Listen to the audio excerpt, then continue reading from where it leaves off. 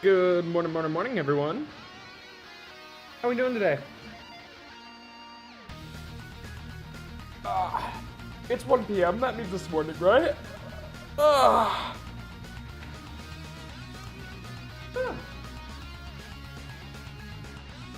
I am so fucking ready, like you wouldn't believe. I am at the perfect point in my week where we're getting to the climax of Xenoblade 3 Future Redeemed. And now we're getting to the climax of Greatest Tourney 2 in Case 4. And it's just like, I get to experience Peak for 2 days out of my week. And it's incredible.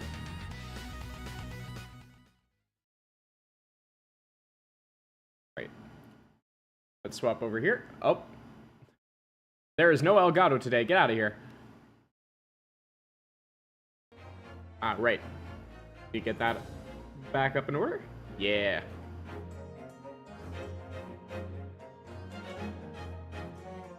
Alright. Should we just jump into it then? Why not? I'm not waiting for people to get here. I need it. I need it now.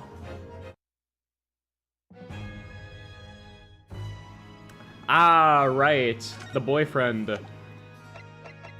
It's sad, but I must leave you now. Okay. So, we can either see Mr. Vigil, give him his therapy session for the week. Or we can go with the forensics laboratory. Well, it's saying we should leave him in peace for a while. How about no? It's like November, St. Sarah's Hospital, Ward 3.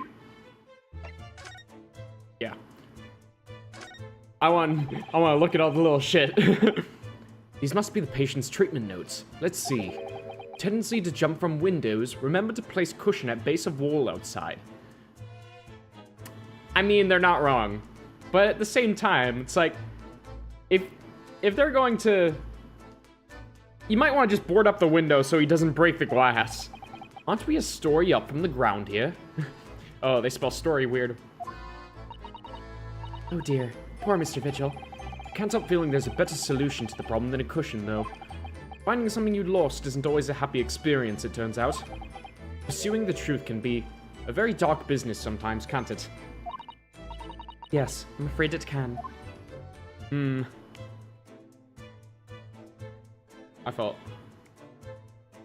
Looks like the rat is alive today because he's not on the floor. Therefore, if I can't see him, he's just alive, scurrying around somewhere else. This note has caught my eye before, actually. I suppose it's some sort of slogan for the ward. A cheerful welcome message, perhaps. Let's see. Pay with good cheer, leave with good cheer. Well, look at that. You were spot on, Mr. Sato. It is full of cheer. I wonder how many discharged patients pay their medical bills with good cheer, though. I'm sure they got good insurance here. Once I had to have a very painful injection when I fell ill with a cold. I felt awful already, so I'd have to suffer the sting of the injection as well as the bill. I yelled at the doctor. Oh dear, what terrible treatment. Honestly, I think he's rather justified in that one. You're supposed to get a shot when you're healthy. Like, that's when vaccines are supposed to happen. I think you got scammed, Naruhodo. There are all sorts of medicines in this cabinet. Look, I'm not sure if it's safe leaving them in reach of everyone like this. Yes, you're right. I can imagine if you were peckish, you might try some of the pills. Well, at least there seems to be a little lock to secure the cabinet doors. Don't imagine that would stop you if you were hungry. I worry that you'd break the lock. What's with this ongoing gag? Susato, please. Hunger doesn't turn me into a criminal, you know, Mr. Sato. Yeah, maybe I should just start eating the drywall. Maybe that's what Naruhodo should do. Alright. Over here, crutches. Oh look, pair of crutches. Before we came to Britain, I hadn't realized they were used here as well. I imagine they were imported into Japan from Great Britain in the first place. Oh, so no one in all of Japan broke a leg before their arrival? He's so head empty. Anyway, the sight of these things doesn't bring back good memories for me. Oh dear, did you injure yourself once and need to use some? When I was little, I thought they looked fun, so I borrowed a pair to play with. But then I slipped and sprained my ankle. I see. They contain powerful magic, those wooden staves, the power to heal and the power to harm. I think a certain cheeky little boy managed to cause the harm all by himself. Oh, my camera is going a little apeshit. Right. That should be better. Just seeing the hand-painted environments and everything, it's just like... It's so cool. There are lots of bottles in that cabinet there, aren't there? Do you think it's safe to keep them there? If you were a patient here, I feel sure you'd take some medicine by mistake when you were half asleep. That is a worry. But at least the cabinet has a lock, even if it's only a flimsy-looking one. Oh, I've no doubt you managed to unlock that somehow while you were half asleep as well. There are limits even to what I can do when I'm half asleep, you know, Miss Susato. Little does she know. Okay, what is with this fucking game and it not getting my joystick correctly? Alright.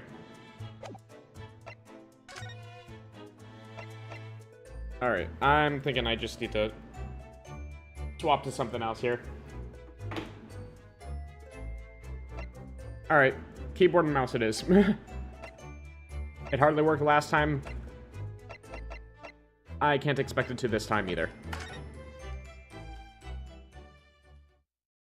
Alright, scalpels.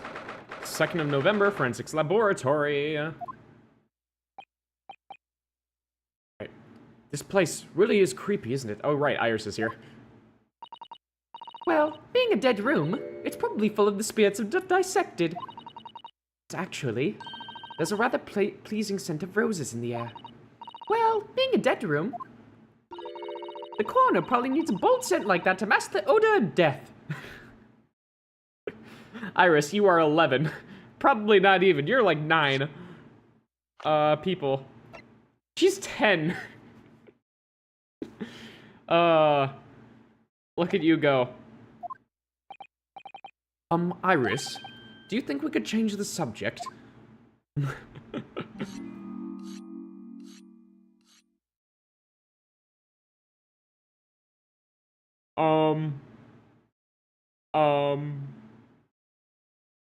Let's not worry about it. Alright. What was that? It might be a good time to go. Ah, the mortician, probably. Dr. Gory.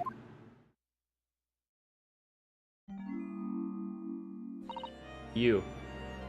What? That's noise before. I was sharpening my tools. I'd be dead meat if I didn't keep a perfectly keen edge on them. Right. When following the collagen fibers in the dermis, an expertly sharpened scalpel cuts like cheese. Would you like a demonstration? Oh, yes, please. I'd love to see. Iris, I don't think you're getting the hint here. Then, I think you'll do nicely. Huh? No, I wouldn't do nicely at all. I mean, maybe some other time. Is that a tut? Well, we came here to ask questions, so... Yeah, let's look at all of her work. A table and a set of sharp tools. When you consider each in isolation, it all looks quite innocent. I don't think even them in isolation is innocent. So why is it that when you put them side by side, they seem so horribly disturbing? It might be at best not to ponder it too deeply. That's Mama's dissection table. It's too high for me, though. I don't know what kind of accent to give her.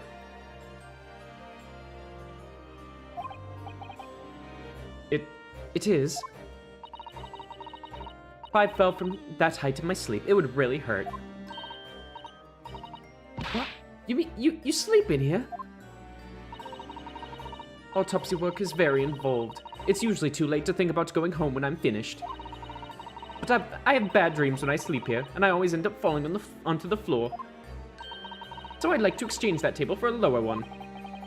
Maybe you should just go home. Well,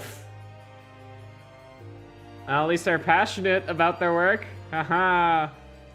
Hello, and there's a plague doctor with knives? Yeah, that's a mortician for you. How's it going, Bill? Those large jars seem to have pale things floating about inside them. I suppose they're fruit liquors or something. Or like the pickled umeboshi plums we make back home. Who's gonna tell him? Who's gonna tell him? It's not gonna be me. I don't want to be the one that has to break it to him that there's a fucking intestine in there.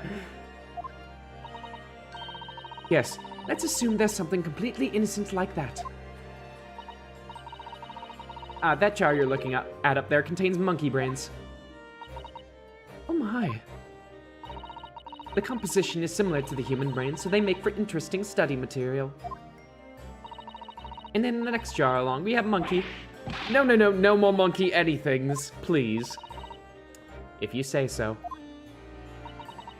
Oh dear. The time when I still thought it was just some pickled umeboshi plums seems so long ago already. There's intestines in all of us, I don't see the problem. Yeah, the problem is that they're outside of us now.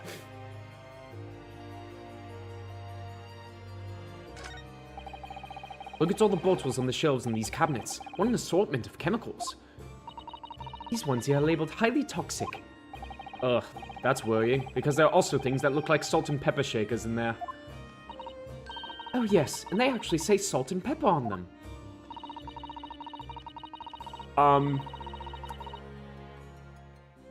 Do I find it concerning that a mortician's office has seasonings in there? Maybe so. The doctor probably spends a lot of time in this room, I suppose. Perhaps she has meals here sometimes. Life goes on, even when you're surrounded by death. This looks different to before. Of course, Mr. Naruhodo. Miss Scory is a young maiden. She has all sorts of charming little dolls and the like around her place of work. Look! Oh yes, you're right. Perhaps she's not so strange after all. They're how I practice. And you sew them back up? Salt for preservation, I guess? Then what about the pepper?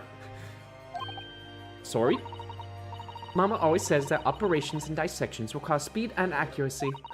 So I take out my needle and thread and stitch 3 new dolls every day. Right. I used to make livers or kidneys or intestines, but Mama told me to make something more friendly instead. That's quite different to what I'd imagined.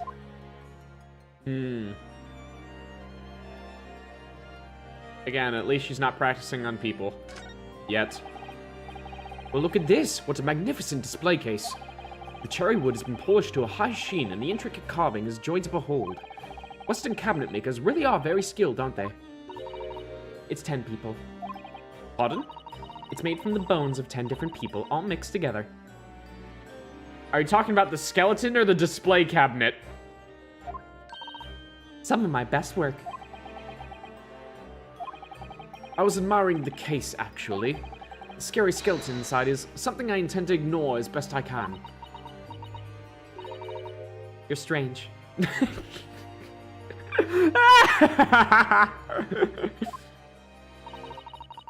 Damn, I guess just being raised here, she's just like, girl needs a hyperfixation, I guess. I wonder who's the strangest. That looks like an owl and a crow up there.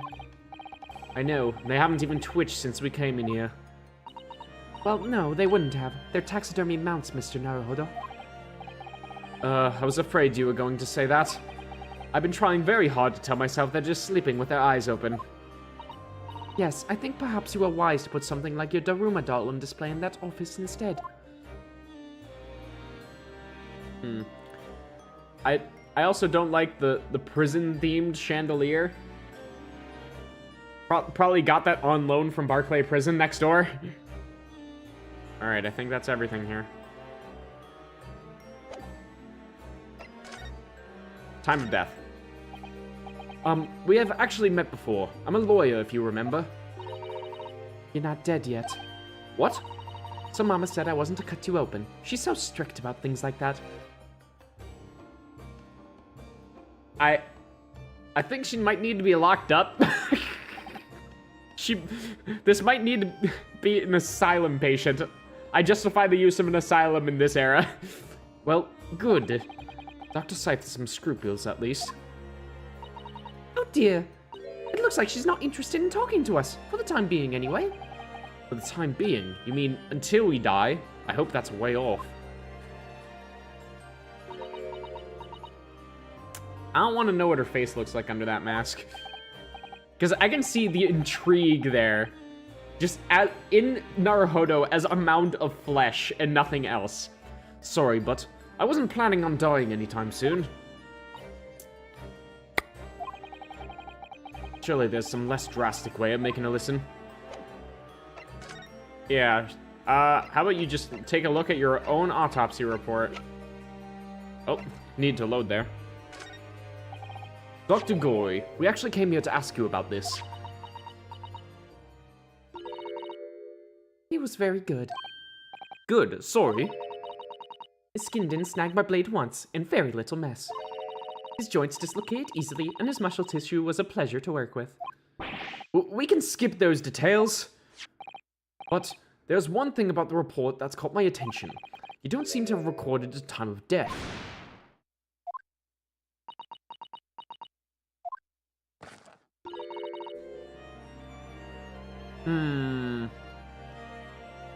I don't like how pretty she looks. Now she's just the epitome of the goth girl that collects bones and asks you to look at them and also eyes you up and down like a piece of meat. That's not my fault. Oh, that made me jump. Then please, tell us what's happened. Alright, time of death. So, why doesn't this autopsy report include the victim's time of death then? It's really the most crucial detail. I was told not to write it. What? By whom?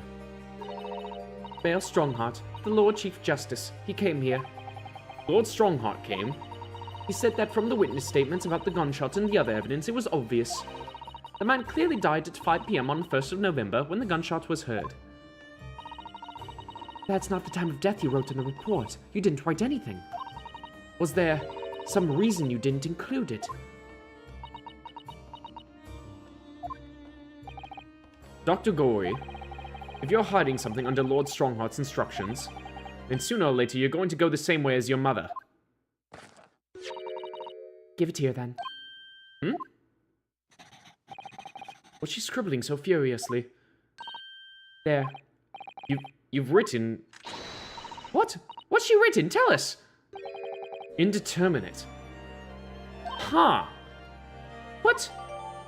The details of the autopsy report have been updated in the court record. What would cause the time of death to be indeterminate? Was there something that fucked around with the temperature of the body? Hey Onyx, how's it going, dude? Indeterminate. What do you mean by that? Why was the time of death indeterminate? When the specimen was brought in, it was still fresh, so the time of death could easily have coincided with when the gunshot was heard.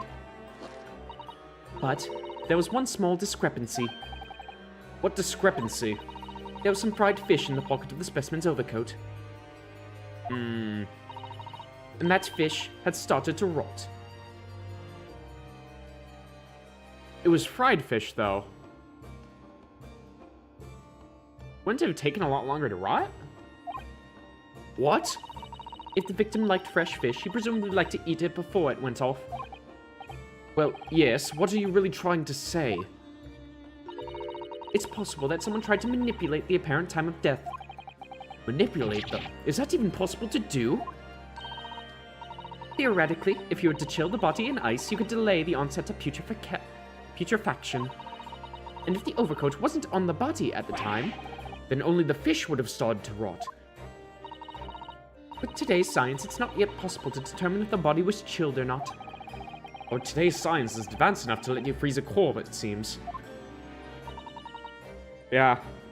Refrigeration does exist in this time, I'm pretty sure, at least. But surely, to chill a corpse like that will require an enormous electrical refrigerator. I don't imagine many households in London are equipped with such a device. No, definitely not. But maybe in a factory, or some other special places. I don't recall seeing any factories or such like on Fresno Street, though. I wonder, if the inspector's body had been chilled somehow, what might the actual time of death had been? I couldn't say for sure. But at the most, it might have been a day earlier. No. No! Exactly as we suspected? No. In other words, it would corroborate your previous deduction, Mr. Naruhodo. That Inspector Gregson was killed a day before his body was discovered at a different location. Did you inform Lord Strongheart of this possibility? He simply said that there were no electrical refrigerators of that size in the vicinity.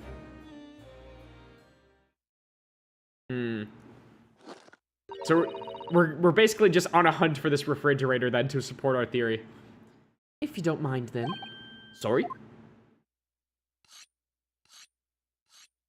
I think it's sharp enough, girl.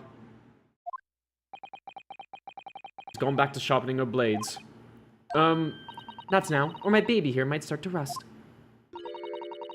I think perhaps we better leave Dr. Gory alone. Maybe we could try again later if we manage to find some more clues. I suppose. Where to now?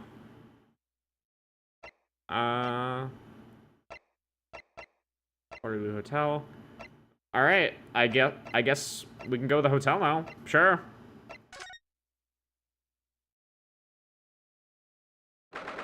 Second November, Great Waterloo Hotel foyer.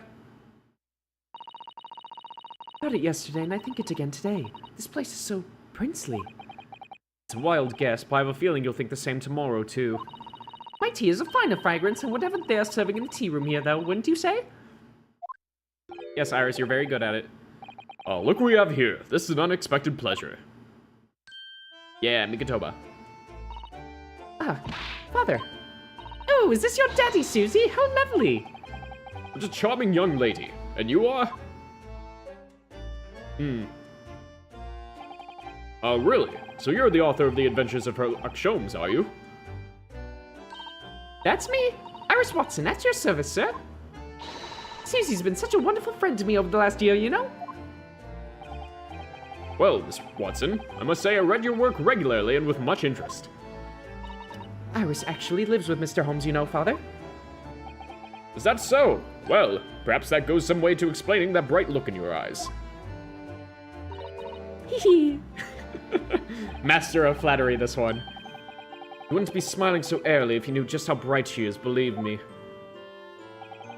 Now then, young Naruhodo, it was a pleasure seeing you in action earlier.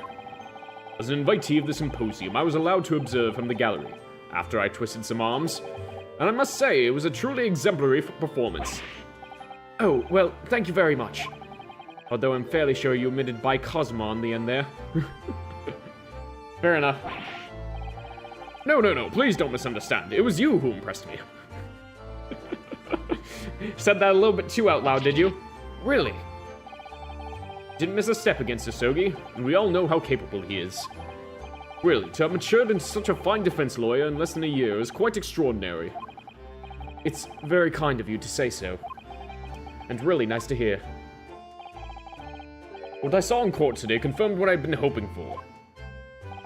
The favor I mentioned yesterday, Naruhodo, I trust you haven't forgotten. Oh, no, you did mention something, didn't you? Yeah, he never mentioned what it was, though, if I remember. But first, we have something to report, Father. Of course. Shall we take tea while we discuss matters further? I wonder what Judge Jigoku has got to. Okay. Nothing's investigatable. Alright. One moment, I need to...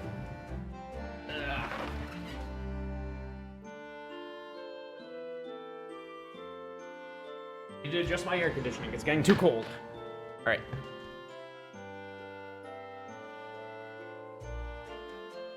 Hey Bauer, how's it going, dude? Been a while. I am playing Maurice Attorney, and it is great. About the Reaper. Father, do you know about the so-called Reaper of the Bailey? I've heard rumors. Some members of the judiciary explained it all to me yesterday. Of course, when I was a visiting student here in London, the Reaper was yet to emerge. Right, he didn't appear until after that case when the visiting students had already returned home. Lord Van Zieks, who was in the dock today, That was Baroque, the younger brother of Clint Van Zieks, I believe. That's right. And he's known throughout London as the Reaper, as you've heard. But the truth is, it wasn't him behind all of those mysterious deaths. It was somebody else. I see. So what you're saying is there's been a professional killer at work here? Exactly. Someone by the name of Assassin, in fact. I beg your pardon. Did you just say Assassin? You mean that Giselle Brett woman who was responsible for killing my great friend? Oh no, a friend of yours was killed. No, Iris, do not say any more. Professor Mikatoba, I think perhaps we should discuss this right now. Because the friend the professor is talking about is Dr. John H. Watson. And that's not something we want Iris to find out about. Not like this, anyway. Alright, at least he got that. At least he got that out of the way. Doing alright? That's fantastic. I haven't heard from you in a bit. What have you been up to? Alright. Dr. Watson's death. Ah, I've just remembered something. Biscuits! This hotel has the most delicious looking biscuits. Great. Great sidetrack, Susato. Great tangent. That was really out of the blue. She's doing this deliberately. I think I'll go and see if I can purchase some. I wonder, would you like to come too, Iris? Oh, yes! You just tried to leave me behind. Alright, at least we can talk about this then. You now have a real job? I wish that couldn't be me. No real job for me. Not just yet, anyway. I want to take some time. What are you doing as your job? So that young girl. It's called Iris Watson, is she? Yes, that's right. And she's the author of all those adventure stories starring the great Detective Holmes. But the name of the credited author isn't Iris, is it? It's Dr. John H. Watson. Yes, I know. That's the name of her father, you see. Her father? Dr. John H. Watson. I was deeply indebted to the man for all the kindness he showed me during my time in London. That's why I was keen to reciprocate and invite him to the Imperial Yume University 4 years ago. But he was murdered last year by Giselle Brett. Why? Why would the hand of the Reaper stretch all the way to Japan? Structural engineer? Yeah, good work there. You get to build shit, or at least design shit. You're contributing. Alright. Iris knows nothing about that case, but it seems very likely that the victim, Dr. Watson, was her father. Well, I can't say that we ever spoke about his family, so I don't know if he had a daughter or not. But I think I can say with some certainty that he was never the great detective's partner. So, it could have been another Dr. Watson, you think? Well, John and Watson are both common names after all. Watson I'm not so sure about. Make sure bridges don't fall on me. Yeah, he's in charge of every single bridge in the US. Still, it's probably best not to mention this to the young lady until we can be sure. So we've thought, yes. We're back with cinnamon biscuits. Oh, they smell delicious, Iris. I think cinnamon will go very well with the tea they serve here. Don't you, Susie? Yes, I'm sure you're right, Iris. Alright. For now, we shelve it. We shelve it.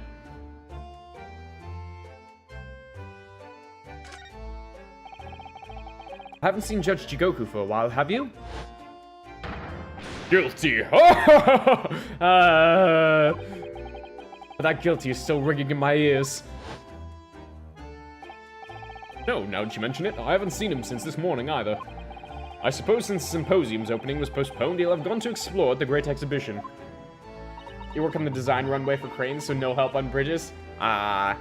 Well, at least you prevent cranes from falling on us. That's something. That reminds me of something you mentioned yesterday.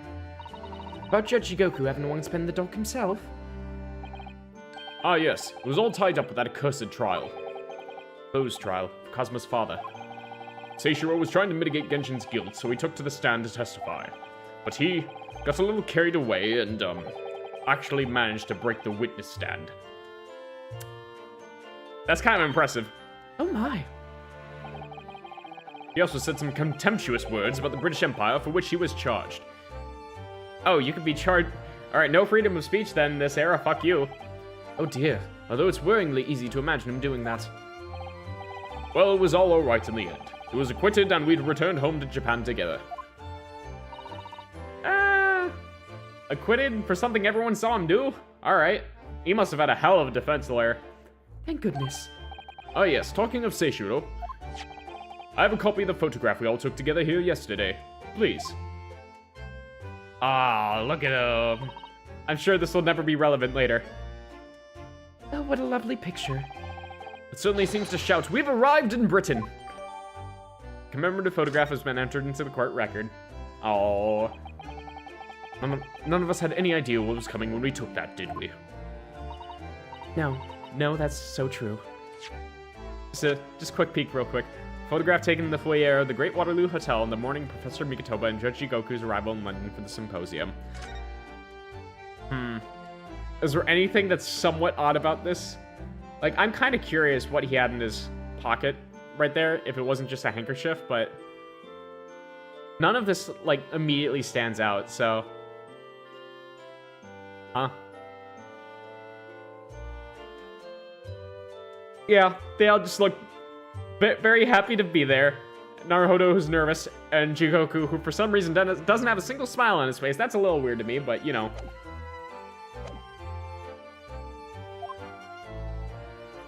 Alright, the favor. So, you mentioned a favor that you'd like to ask me? Well, this fateful trial that you're fighting, one way or another, it will be over before long. And when it is, I'd like you to accompany me back to Japan. Why? Oh, wait a minute. The handkerchief he has is different. I guess that is one difference, if there's any. You want me to do... What? But father, what's the meaning of this? Now, Susato, you should understand. You've seen how our courts work firsthand. Japan's judicial system is in its infancy, especially when it comes to defense. So is he saying that we've gotten enough experience in order for us to come back? Oh, you mean... The Supreme Court of Judicature is in desperate need of a good defense lawyer. As soon as possible. Really, quite urgently, in fact. Oh, maybe there's a very desperate case that's going on. But I've not even been in London a year yet. I've read all Susato's reports. I'm well aware of your extraordinary talents. And having seen you in action with my own eyes earlier today, there's no question. You, Naruhodo, are precisely the man our country needs. So, you'd be leaving then, Ryu? But then, what am I supposed to do, father? Fuck if I know. You came here to serve as Asogi's judicial assistant. Oh, I guess, yeah. And now that Kazuma's here... Our government is still in the same process of deciding how best to deal with this situation, though. You've always chosen your own path, Susato. And I trust your judgment in this matter also. Father. Please, the pair of you, don't look so downcast. It's merely a suggestion, you understand. A hope, if I'm honest, but I won't force you. Alright. He says it's a favor, but it's more like a just pretty please with sugar on top. All I ask is that you consider it and come to a decision by the time this trial concludes. Yes, alright. You won't leave, will you, Ryu?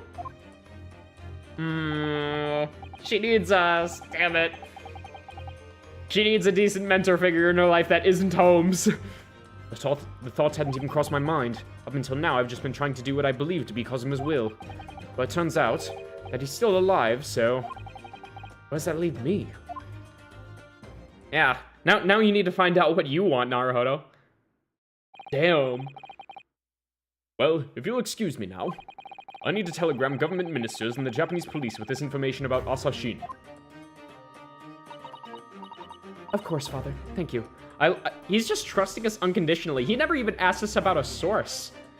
We're just like, yeah, Asashine is the Reaper of the Bailey. Trust me on this, bro. I look forward to next month's installment, Miss Watson. Oh, good. And please do come to Baker Street sometime, won't you? We'd love to entertain you. I would be delighted. Yeah, he might want to ask Holmes about Watson at the very least. The best of luck for tomorrow, Naruhodo. And give my suggestion your full consideration, won't you? Yes, I will. Going back home. He's thought about it a few times, but honestly, I don't see him wanting to go back anytime soon. You know, Kazuma-sama has always meant a great deal to my father. I'm sure he'd love the chance to meet with him and talk to him about all of this. Yes, no doubt. Sashin. Of course, it's so obvious. How could I have neglected to consider the possibility before now? You know something? Mr. Holmes. Holmesy, where have you been? Why, I joined you all for tea, of course. What an extraordinary question. Yeah, that's my favorite doofus. I didn't notice you at all. No matter, no matter. Anyway, to more pressing concerns, Mr. Naruhodo. Yes? I must dispatch a telegram to your country at once. It is a matter of much urgency. To Japan, you mean? Tell me, to whom can I entrust the task? Quickly now, who? To the entire Japanese government, you want to send a telegram. For what purpose? Well, my father has just now left to send a telegram to the Imperial Police Bureau of Japan himself. I see. Well, he looked reliable enough for a bearded fellow. Oh right, he had that whole fucking thing about all people with beards are suspicious and Russians thing. How could I forget? The callback. I don't think what father sports could be considered a beard, Mr. Holmes. It's not a moment to lose. Kindly ask your trusty unshaven father to see that this is sent. I will, but what is it? No questions at this time, if you please, Miss Susato. All we can do is pray that for once, my deduction is awry. Well, knowing you, it probably is. Doesn't that imply that your deductions are normally correct, Mr. Holmes? Which isn't exactly... Now then! You may be surprised to learn that I'm a very busy man. I certainly have no time to hide behind settees and eavesdrop on other people's conversations. But you just did. So that's what joining us for tea meant. I'll leave the sending of this in your hands then, my dear fellows. Wait a minute, Mr. Holmes. He just sort of ran off, didn't he? It's quite a pace. He's a very bad father figure. And left the unpaid bill for his tea behind, too. Damn it. Well, we know he doesn't have money anyway, so... I must catch up with father at the telegraph office at once. Now run and call us a cab. Straight away. I didn't even get to see what was on the message. And there was me thinking everybody would be clamoring to pay Mr. Holmes's bill. Ah, yeah, that explains it. Okay, well. Yeah, we can see Mr. Vigil now. Alright. 2nd of November, St. Sinners Hospital, Ward 3. This is the ward where Mr. Vigil was brought, apparently. To be frank, I'm a little worried about seeing him again. Ah, the lawyer. Hello again. Are you feeling better now, Mr. Vigil? Yes, thank you. Somewhat better. I'm so sorry to have caused you to... I mean, it was because of me. If I hadn't exposed your secret and forced you to remember things you'd obviously tried to forget. The prosecutor was here until a few moments ago, too. You just missed him. Oh, Cosmo beat us to it. He said much the same as you. He was very apologetic. But the truth is, I brought all of this upon myself. Please, don't think like that. Keeping it from Evie, my wife, all these years, I've carried such a sense of guilt. But that's not the worst of it. Over time, I obviously came to deceive myself as well. You mean about your dismissal? Looking back now, I'm beginning to think that perhaps Inspector Gregson didn't stumble across me by accident at all. I mean, he compensated me so generously for acting as his stand-in. So is it part of a... Was it just to make sure that he was kept under a watchful eye the entire time and making sure that he didn't leak anything about the professor case? But at that point, I'm surprised that they didn't bother to, like, silence him or anything. Huh. Odd. He was clearly concerned for my well-being and doing what he could to help. So perhaps Gregson knew exactly what had become of Mr. Vigil all along then. I'm sure this is just desserts for 10 years of lies and deception, but... It wasn't me that helped the professor escape 10 years ago. It wasn't me. I swear it. I swear it's true. Who would it even be then? Barricade, possibly? But... I don't know. Oh, Mr. Vigil. I'm sure you'd rather not dredge up even more from your past at this time, but... If possible, could you tell us exactly what really happened? I want to. I need to get all this off my chest. I just want someone to tell me what I should have done. Well, as an experienced overthinker myself, knowing what you should have done, it's never going to make any sort of guilt go away. I hate to be the bearer of bad news. Gregson's request.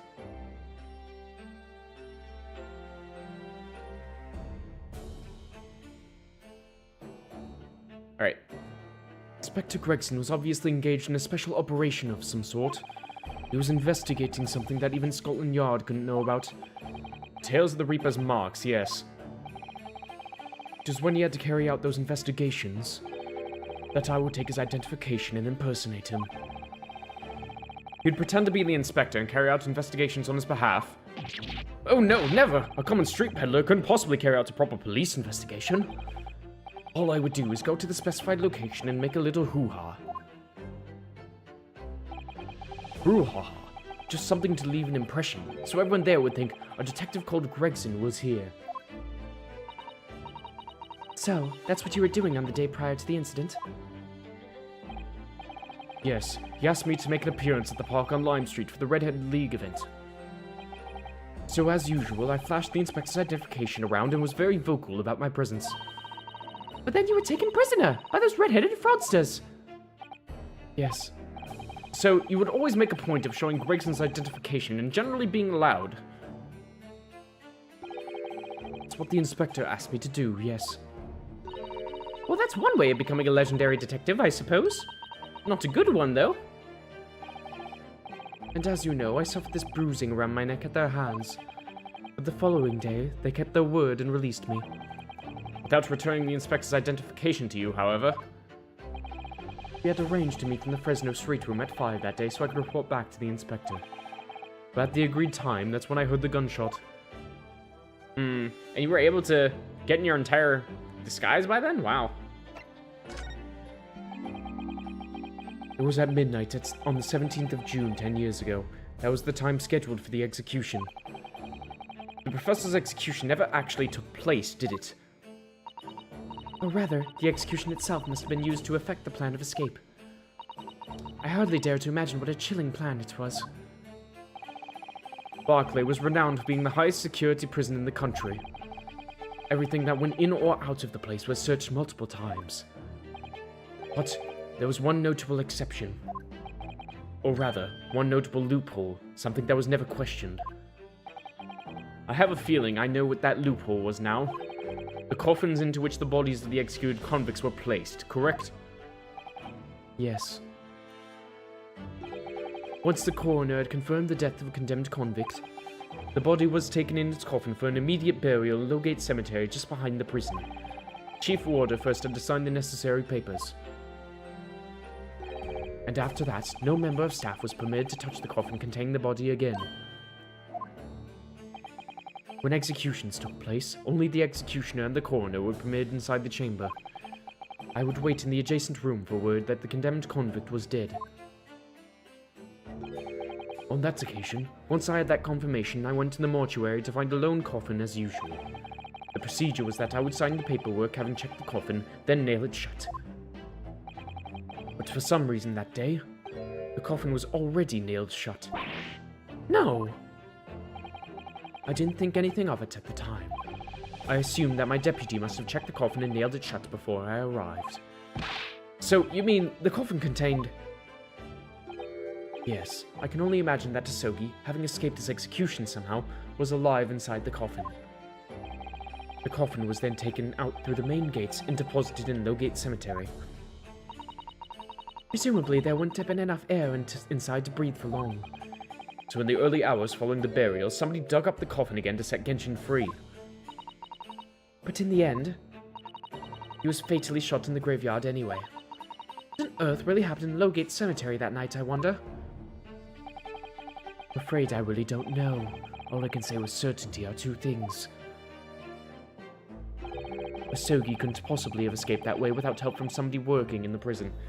Okay, so I'm pretty sure that Dr. Scythe was probably the coroner at that time and ended up faking the death along with the executioner, whoever that was. We don't know who the executioner is.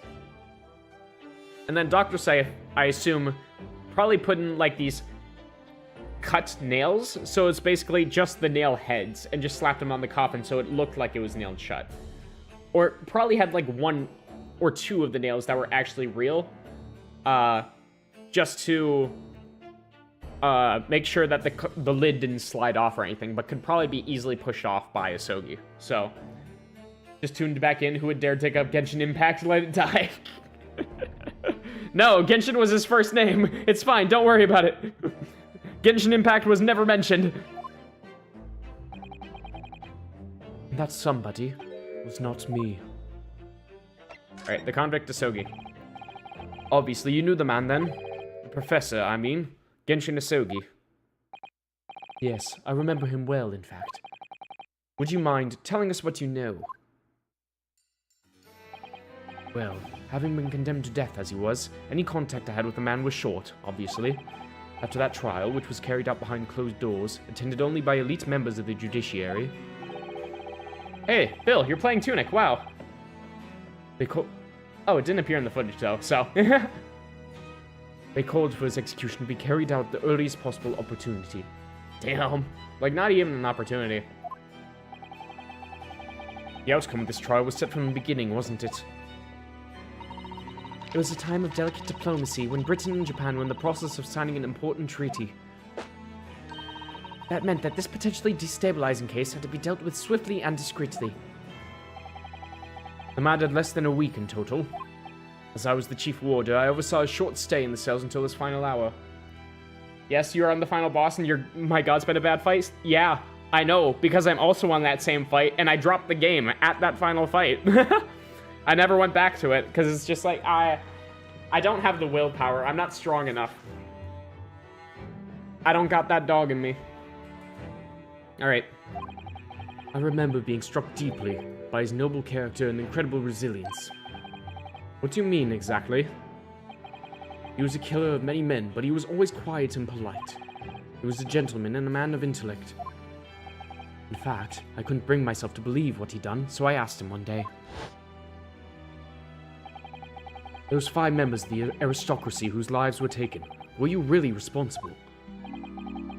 Guilty of the unforgivable crime of ending another human's life, yes. That's not very specific, though.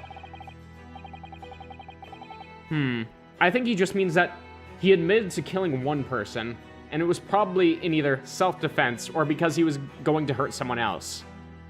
But everyone else, I feel like it was pinned on him. The following day, the closed trial took place, and the verdict was no surprise. Guilty. That night, when he was brought back to his cell, I saw something. Something unusual. Something unusual. What? The last will and testament of Genshin Asogi. I didn't even think about the fact that he might have a will. Oh, God. And Kazuma most likely never even saw it. Asogi's will. As I said, it was on the night following his trial after he'd been found guilty. I was doing the rounds of the cells, and when I looked into Asogi's, I noticed that he seemed to have a sheet of paper in his hand. Ah, his last will and testament then, presumably. As soon as he noticed me, he hurriedly shoved it behind his back. But why'd you find that so unusual? Isn't it normal for a man to pen a will when he knows his death is nigh? Yes, that's true, but there were special conditions to Asogi's incarceration, you see. What sort of conditions? Well, even though he was held in a cell designed for condemned inmates, he was allowed to keep his personal effects with him, with one exception. Really? He was allowed his things? That is unusual, certainly. Of course, he'd been convicted of killing 5 members of the aristocracy. But at the same time, he was a guest in our country from the Empire of Japan. Powers that be would be determined that his final days shouldn't be needlessly uncomfortable. And what was the exception you mentioned? To the personal effects he was allowed? That's the point. He wasn't permitted to have writing materials. So there's so many, like, little things that have me thinking. I'm pretty sure that the entire point was of the professor's trial is that I feel like everyone knew, like, the actual truth of the case. But the thing is that it needed to be pinned on someone else, or otherwise it would just have enormous consequences. That's the word. Consequences for the entire British government as a whole. So it would end up being all pinned on Genshin. And Genshin was told of this, and he's just like, hey, we need you to take this verdict for us. In exchange, like, we're going to make sure that you aren't actually executed. You'll be fine going through all of this, and you'll make it back to Japan eventually at some point. And it's just like, everyone understood that, and Genshin saw this as like, this is the only way to keep peace between our countries, so like, yeah, sure, I'm okay with going through this. I don't want to jeopardize everything politically for everyone. So, I'm going to take the fall for this, and I'll still come out this ahead. I'll just make another identity and get a new life, and he was probably compensated in many other ways. Or at least that was the plan, until he ended up being shot. And I assume that he ended up being shot by the real professor, whoever was in the British government that ended up causing the whole professor case. That's like what all the context clues are telling me, like, at this moment. And the thing about not letting him have writing materials, it's like, that makes more sense, because it's like, we don't want him leaking any of this to the press in case he, like, changes his mind partway through this. So, Specifically, no pens or paper. yeah, and that brings the question of who brought him it. So, he was prevented from leaving any written record of what had happened to him? Yes, that was the long and short of it. I've no idea where he obtained that paper. Any writing materials would have been confiscated from him upon his incarceration. As I said, he hid the paper behind his back, and then he pleaded with me. What did you just hide behind your back? Please turn a blind eye. This is my lifeline. But you know it's against the rules. You're the only person who's seen. If you just agreed to keep quiet. Alright then, but what's on that paper? A last will and testament. This will is the only weapon I have left now. Yeah, and that's probably why he didn't want them to have writing. How can a will be a weapon? So I decided to pretend I'd seen nothing, and I let him keep his will. But then later, it just seemed to vanish without trace. What? What do you mean it vanished? It would seem that isn't the end of the story of the mysterious will. One moment there. I turned up my AC a lot to make it run less, but it's still going off. I just need to turn it off.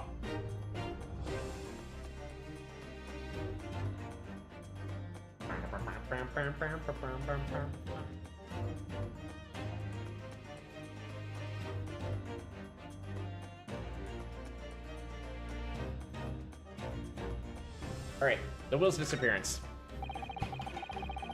I was the only person who saw Asogi's will, but somehow it disappeared. it was after Asogi's execution. Which was actually an elaborate jailbreak. The warders gathered up Asogi's possessions that were in his cell. They were all to be sent back to his family home in Japan, you see. I don't think those ended up being sent back, were they? To poor Kazuma-sama. And you're saying that it wasn't anywhere to be found among his personal effects? The will, I mean. That's right, though I didn't search through them myself. If it ends up being some shit where it's like in the katana's hilt or something like that when it was sent back to Usogi, I'm going to scream. Like that's just how it's gonna be. Right.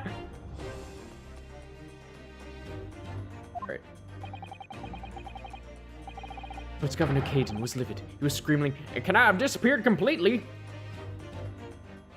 Well, wait a minute, then you told Caden?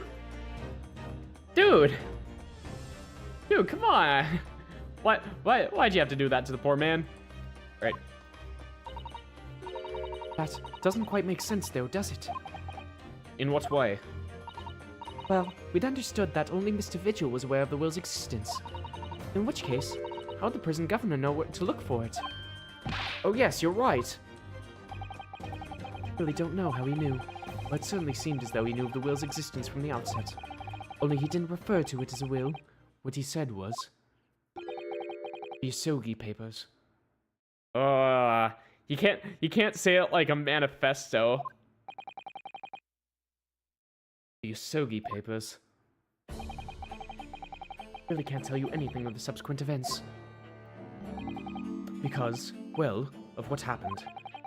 Your dismissal and the way you blocked it all from your memory. I'd forgotten all this until today. I don't suppose it's relevant to the case, though. It'll find a way to be relevant.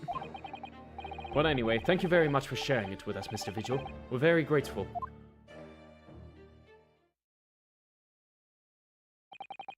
I'm afraid there's really little more I can tell you. My wife Evie will be here shortly, so I do hope I don't appear rude, but... No, not at all. Thank you again. But what will become of you now? Well, impersonating a police officer is a criminal offense, of course.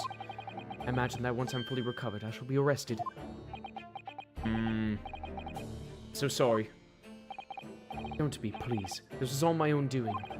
I always knew that this day would come. Well, I wish you well. Goodbye, Mr. Vigil. Ah, damn. Ah! Before you go, there's just one thing. Yes. What is it? Can I see your attorney's badge real quick? Oh, how could I forget? The Yosogi papers. I'd be very grateful if you'd make no mention of the things I told you about them. Presumably for some good reason. It's my understanding that their very existence is a closely guarded secret. It became known that I'd remembered. It could be rather troublesome, I think. Yeah, you did. It might end poorly for you. You might die a mysterious death in prison. I understand. Surprised he told us then. Some sort of will that Genjin Hisogi penned just before his death. Which the man himself claimed was his last weapon. I wonder. God, there's so much shit going on in the background. That's just like, there's this entire cat and mouse game. And it's like, but who is the cat and who is the mouse? But perhaps it had something to do with his plan to escape. If there's anyone who might know about a document that Cosmo's father left behind. It would be Mr. Vigil's governor. Oh, right, Iris was hearing all that. And we know precisely where we must go. Back to Barclay Prison. I thought we were going to go and ask Mikotoba, but suppose not. Oh, he's still here. Well, at least he seems to be on the mend. You know, his disguise as Mr. Gossip was really quite masterful, wasn't it? Can't remember anything about it except the floppy lip. I imagine not even his wife would have recognized him. Perhaps. But did he really have to take it quite so far? Well, it worked. Probably because he took it so far. Alright. Yeah, nothing else. New location? Oh, it's just talking about the office since it's no longer gray. Okay, yeah, sure.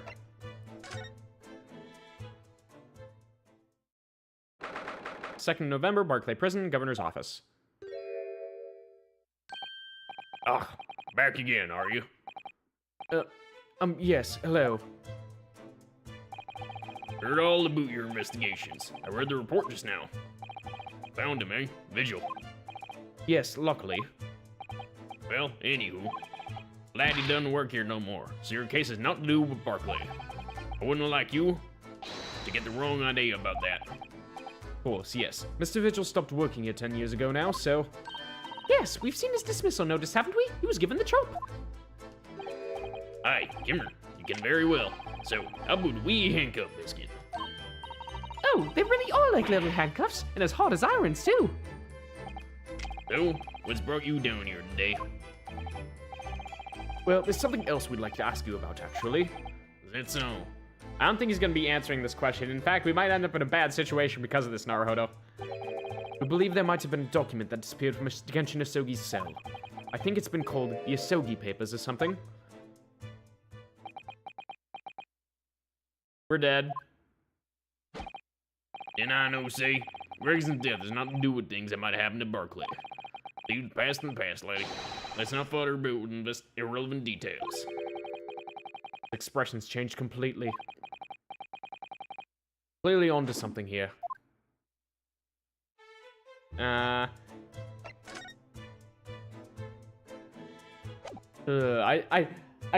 The more we dig into this, the worse I feel about it, because it's just like, I don't expect this to end well for anybody.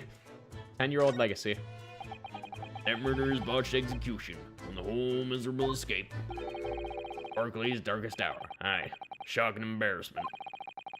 Because the convict had to collaborate on the prison staff, you mean? Aye, for shame.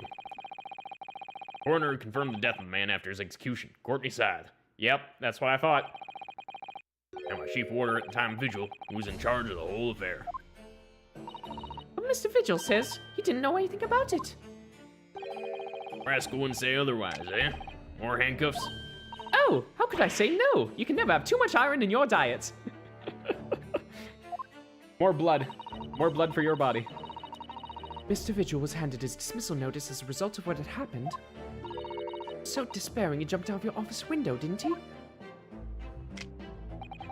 I didn't like to say, but that's just Vigil trying to get out of it.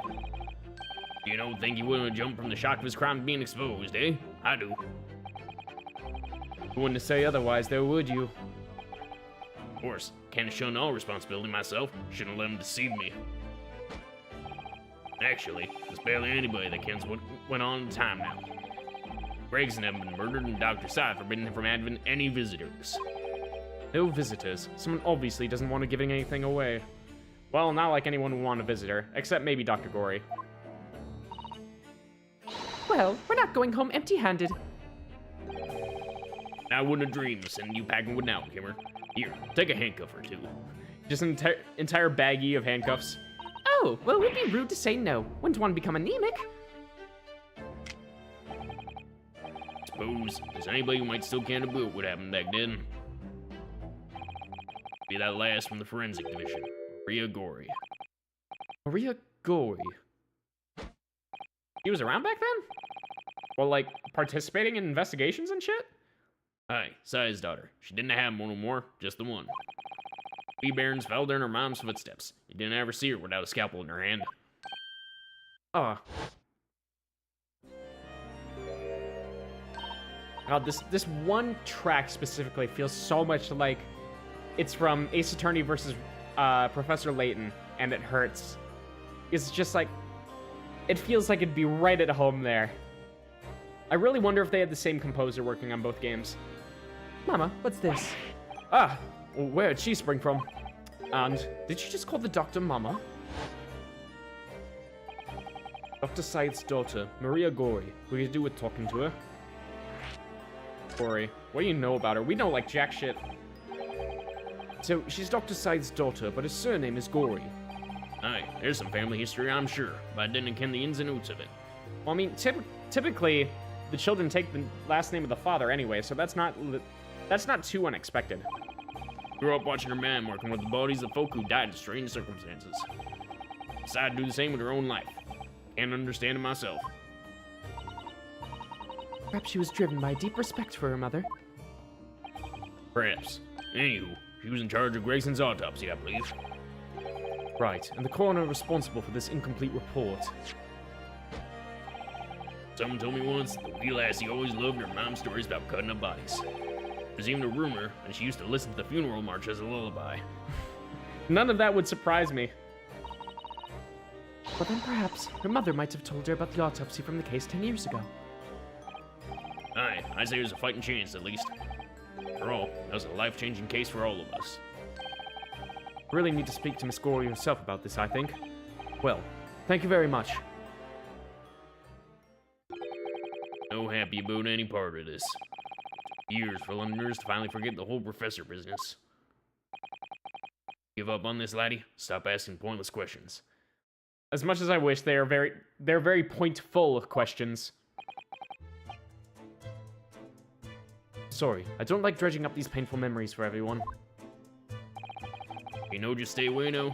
Leave me alone and then come back here, eh? Okay, but one more thing. Just a little more trauma for the books. How do you come to ken about that, lady?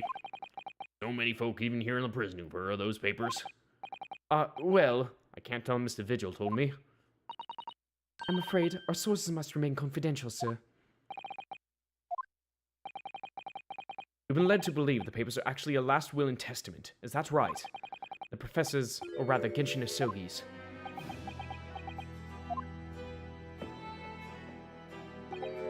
Aye, that's right. You're well informed, Jimmy. Oh, is that the end of the silent treatment? But then after the convict's execution, it mysteriously vanished from the cell, didn't it? Avers, no! You're off at half-cock there. I think you didn't quite get your facts straight. It was there in the cell exactly where it should have been. Oh, not what we heard elsewhere. Let me just have a wee hook around in here. Sure I can find it. They probably forged them, didn't they? Aye, here you are. See? The last will and testament of Genshin Asogi, written with a calligraphy brush. Guess I can't read a word of those Japanese squills. By mind, it says he leaves all his worldly possessions to his son back in his homeland. Yes, that's correct. That's the gist of it. So these are the Asogi papers. Aye, of course they are. Papers written by Sogi, no doubt about it. There's no mystery here, laddie. That's your lot. After all the stramash of that slash stir of an execution. The 1-2 punch of words that I do not know. We sent the man's possessions back to his clan in Japan, and that was the end of it. I think we ought to make a record of this, Mr. Naruhodo, just in case. Alright. Apparently, Mr. Asogi described as the only weapon I have left. One thing before you go on your way, Mr. Naruhodo. Oh, yes. Those papers are not to do with Gregson's death. I'd prefer it if you didn't make no mention of him outside this office, or rather, I wouldn't just prefer it. Consider it an order from the highest levels of our government. I understand. Anyway, look at these papers I just found! Just go waving them around. New news about the professor case, everybody! I, Genshin Asogi, hereby request that upon my death, any and all material possessions and wealth belonging to me in London be delivered to my son, Cosmo Asogi, in the Empire of Japan. It is with deep sadness I accept my fate in this foreign land and the knowledge I will never see my homeland or family again, but I regret nothing about my chosen path. So, either it's a forgery, or it's a code, or it was something that Asogi made to throw off, like, the location of the actual paper. Like, this is just a decoy for the paper he was writing at the time, and the actual paper is somewhere else. I think that last one's the most likely of the bunch, considering that I doubt any British person has the ability to write with a calligraphy brush. Alright. Yeah, so back to the laboratory.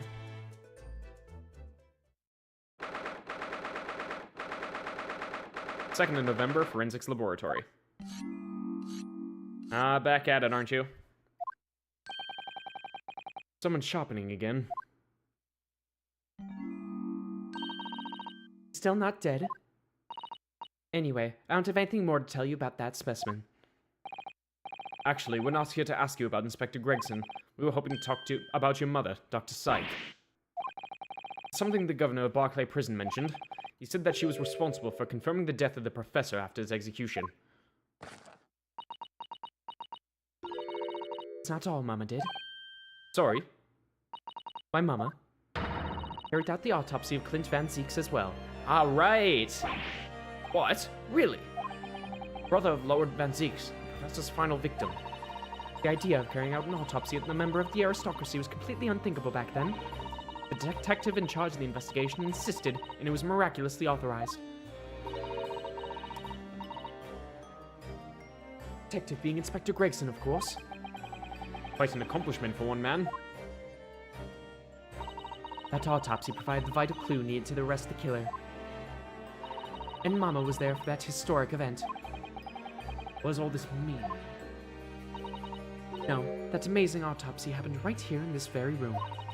The professor and Clint Van Zieks. They shared the same table. Aww. They both spent their final moments before their burial on that dissection table there. So this lab, Mama's lab, was instrumental in some of the country's most important events. She really is proud of her mother.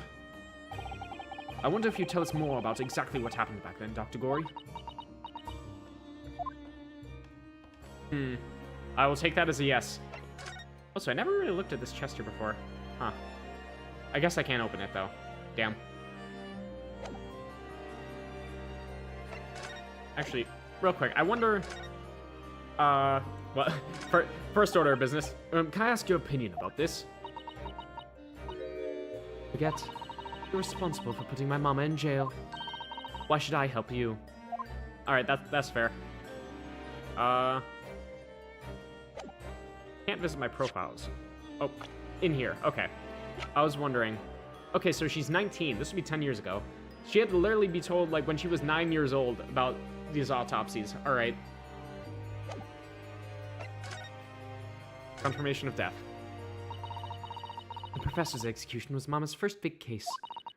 She had to be in attendance at Barclay Prison's execution chamber. Signed the certificate to confirm the convict's death. Mama is the best coroner in the world, you know. I was so proud of her. The execution didn't actually take place. No, and worse still, Mama actually helped with the jailbreak. I didn't want to know. But she ended up finding out somehow then. Dear, you found out recently, you mean? Believed in her, in Mama, but... now I wonder if I'm starting down the same path as her. I mean, because you omitted the time of death on this autopsy report. That's because Lord Strongheart forbade you from including it. Just like Mama, I'm sure she was coerced by somebody too. Yes, it's my feeling as well. There's no doubt that there were powerful forces at play 10 years ago. The execution couldn't have been staged without a lot of people at the prison knowing about it. Obviously, the prison governor must have been in on it as well.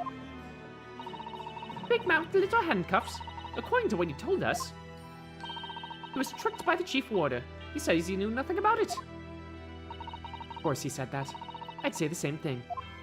Yeah, I don't trust Caden at all regarding those events. Just who was behind that jailbreak all those years ago? Clint's autopsy. Mention the autopsy of Clint Van Zieks. It was at a time when carrying out autopsies on murder victims was very unusual. Still not a practice that's observed in our country even now.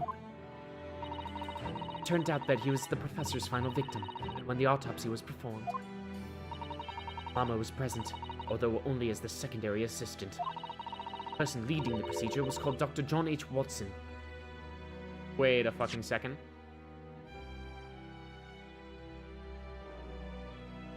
Huh. Huh. And Watson was a professor of medicine back then. Like, not a surgeon. That's right, my daddy! There was only one other person present, the primary assistant. He was a visiting student from the Far East. Ah, this would have been Mikotoba then. Wait, a visiting student? Must have been my father, Eugen Mikotoba. I had no idea Professor Mikotoba had been involved in something so important. The outcome of that historic autopsy. Discovery of a vital piece of evidence that led to the capture of the professor. And we never heard about what this actual evidence was. Also, seeing her with such a nonchalant smile here, it's unnerving with the knife. So that's how they came to identify Genshin Asogi as the infamous mass murderer. You happen to know anything about that piece of evidence? Can you tell us any more? I don't think so. Would you like to see the records for yourself? Actually, yes. Well, would that be alright? The point of keeping records so people can't look at them. They're filed under V at the back of those cupboards, with the other records from the last decade. Yeah, V for Van Zeeks, or V for victim. Thank you. Let's see. Van Zeeks. That's strange. What, Mr. Naruhodo? They aren't here. There's nothing under Van Zeeks. There must be. Oh, that's bad. Oh, that's real bad. The corruption is real fucking deep. Perhaps somebody took them away. No, no one's allowed to take documents related to the professor case out of this room. But you're right, they're gone. But when was the last time somebody looked at them? Do you remember? It was... Oh yes, I remember now. It was 2 years ago. A consulting detective came one day, saying that he'd like to see the records. No, you don't mean. Sherlock Holmes was his name. Not Gregson? Deep down, I knew that was coming.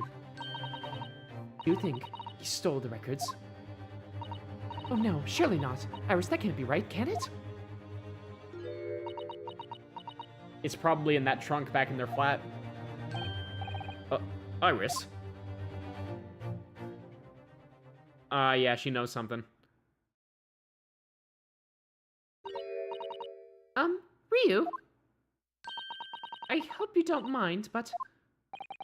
What is it, Iris? I've just remembered something very important I have to do. I'm going to have to leave you now. No, not like that, not like that. Stop it with the fucking music. No, we need to go with, come on. Oh, this is very sudden, Iris.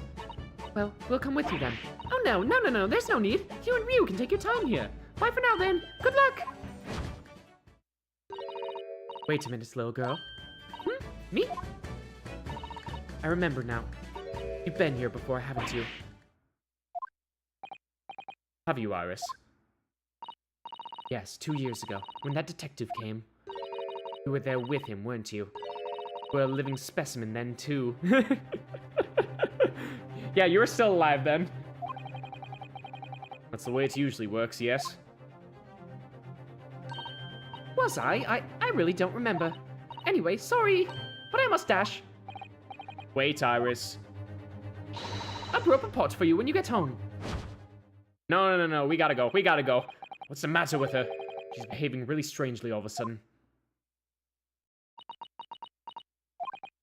Well, in that case, we won't keep you any longer either.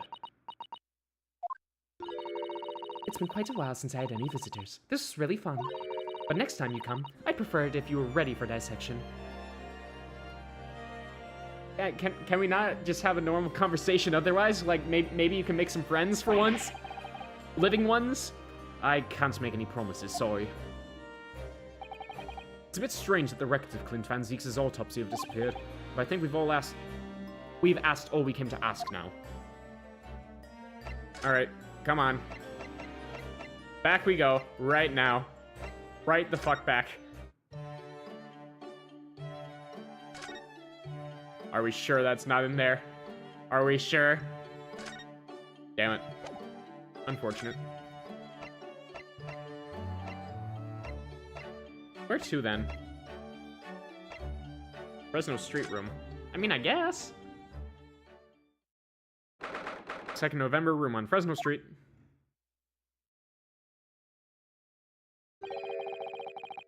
Don't tell me that guy over there is Holmes. Don't tell me. Police are still busily investigating in here then. But Gina's nowhere to be seen. Where is she? Yes, it has been blissfully quiet, hasn't it? Perhaps she's out investigating on her own, practicing what her boss taught her. Well, I expect she'll be back before too long. Shall we wait? Actually... there's something different about this room since the last time we were here, isn't there? Yeah, there's a trunk there. It always use the time to investigate more thoroughly. Alright. What do you got there? Little trunk wasn't here before, was it? Oh, it appears to be made of metal. It must be very heavy. Wonder to whom it belongs. Either Gregson or Gina. Some initials out on the outside. Look, TG. Let's ask one of the policemen if they know how it came to be here. Oi! What do you think you're doing? That's my trunk, that is. Hands off! Gina! Where are you hiding? I don't know, you leave something unattended for a few seconds and every Tom, Dick, and Harry's got his gritty eyes on it. Just a wild guess, Gina, but What? Spit it out, Odo. is it fair to say that you've only owned that trunk since this morning's trial? What? What are you trying to say? Come on, this trunk goes with me everywhere. Always has. Where have you been the last year? You didn't even have any possessions a year ago. Trying not to incur your wrath, mainly.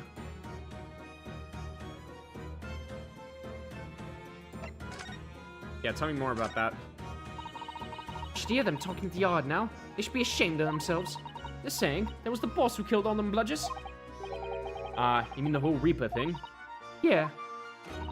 Apparently, the boss was investigating stuff that no one else in the yard knew nothing about. Stuff to do with all them criminals who got off scot-free.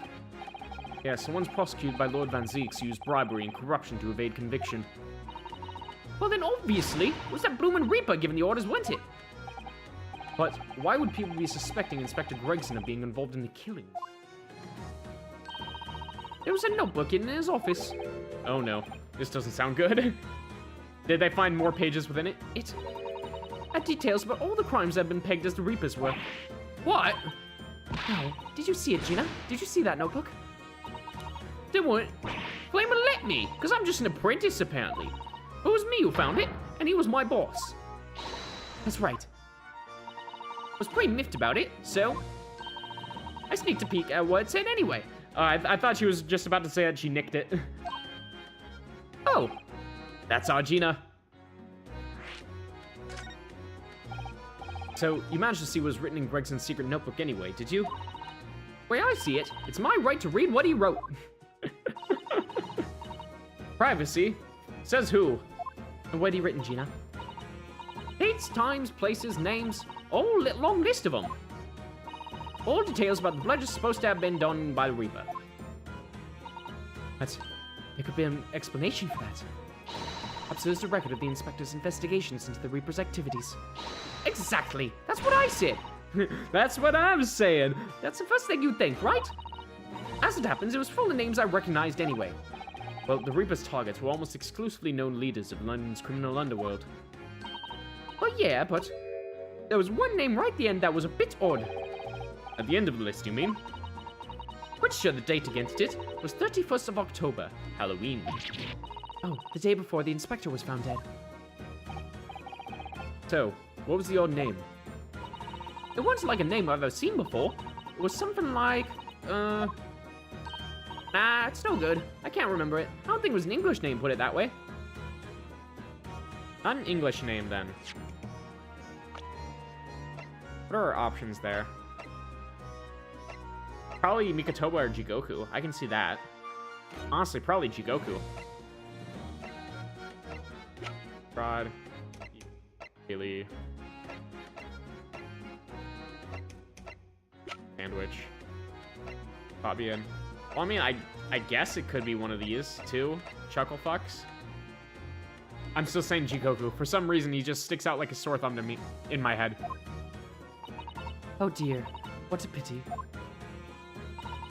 There was something else, too. I don't know if it matters, but the same name kept coming up over and over again. Jin, it was. I don't suppose it means anything, but I think that means a lot. You don't need to know, though. It's fine.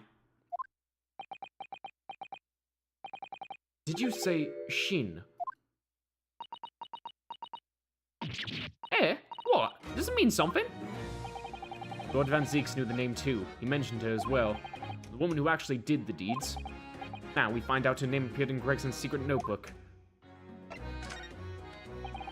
We haven't seen you for a little while, have we, Gina? Well, of course not. I've been busy, ain't I? Investigating in that. Just generally investigating. Investigating what? Don't ask. Lads at the yard are trying to trace the boss's movements the day before it happened. The day before. That would be the undercover investigation to the Red-Headed League, then. Only the boss didn't go, did he? You found some cove where it was pretending to be him, didn't you, Odo? Yes, it was Mr. Vigil who actually went to the park on Lime Street that day, posing as Gregson. But anyway, you ain't the only one turning stuff up. I got my own ways of getting results. Alright! I forgot about her doggy! I forget their name, though. When me and me partner here get together, there's nothing we can't track down. Oh, little Toby, he's such a faithful friend. So, have you tracked anything down then? What do you think, eh? Of course we have. Can't tell you, though. Police business, innit? So happy. Anyway, the point is, if you lot ever need any help, you know who to turn to, right? Me and the Hellhound here. Hellhound. Sure thing. Right, because he looks oh so hellish, honest. The Hellhound.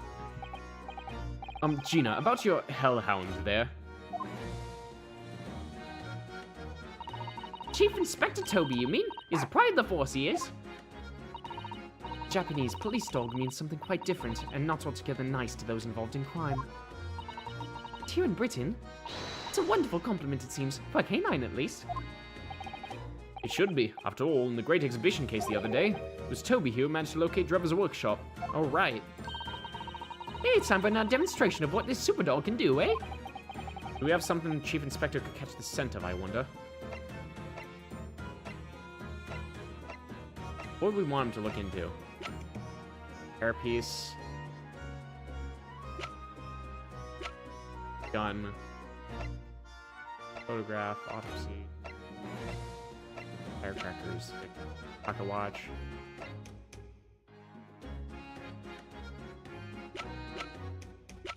We're talking about, like, scent specifically, like maybe the wig? Well, Chief Inspector Toby, if you wouldn't mind having a sniff of this. Sniff, sniff, stop. He might be a little too keen, don't you think? Ah! Chief Inspector made short work of Gina there.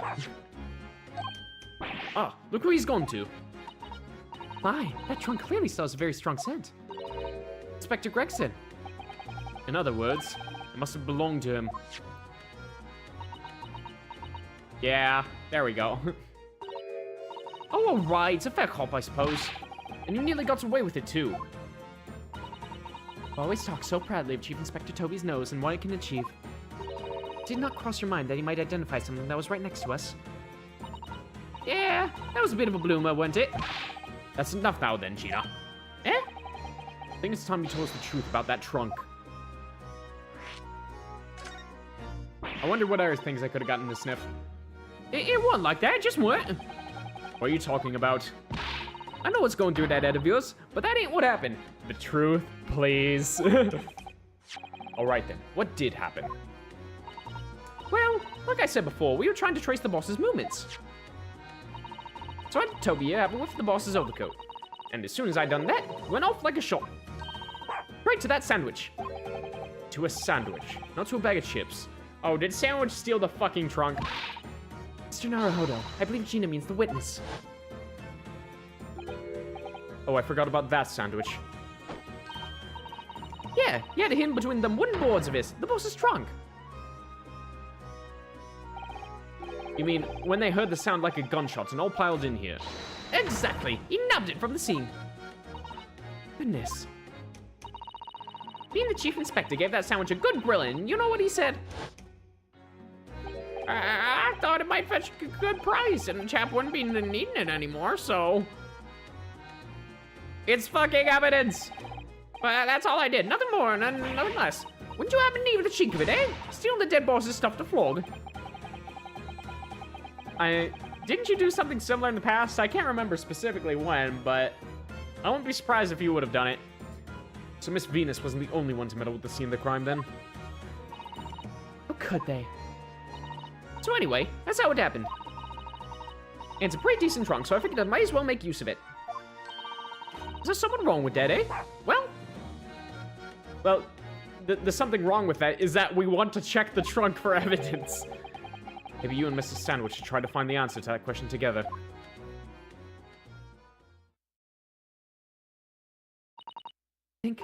Perhaps that trunk should be turned over to the police, don't you? What are you on about? I am the police. Tina, if you wouldn't mind, could we maybe examine it? Yeah, all right then. Do what you want with it. Ooh, I can already see one big slash in it there. We shall make a detailed record of our examination of the evidence. All right. Yeah, and the fact that it's metal too, but has this ginormous like scratch across it, it's like, oh. Toby? What's the matter with Toby? Why is he acting so aggressively towards me all of a sudden? Mr. Naruhodo, be careful. It must be the trunk. Oh!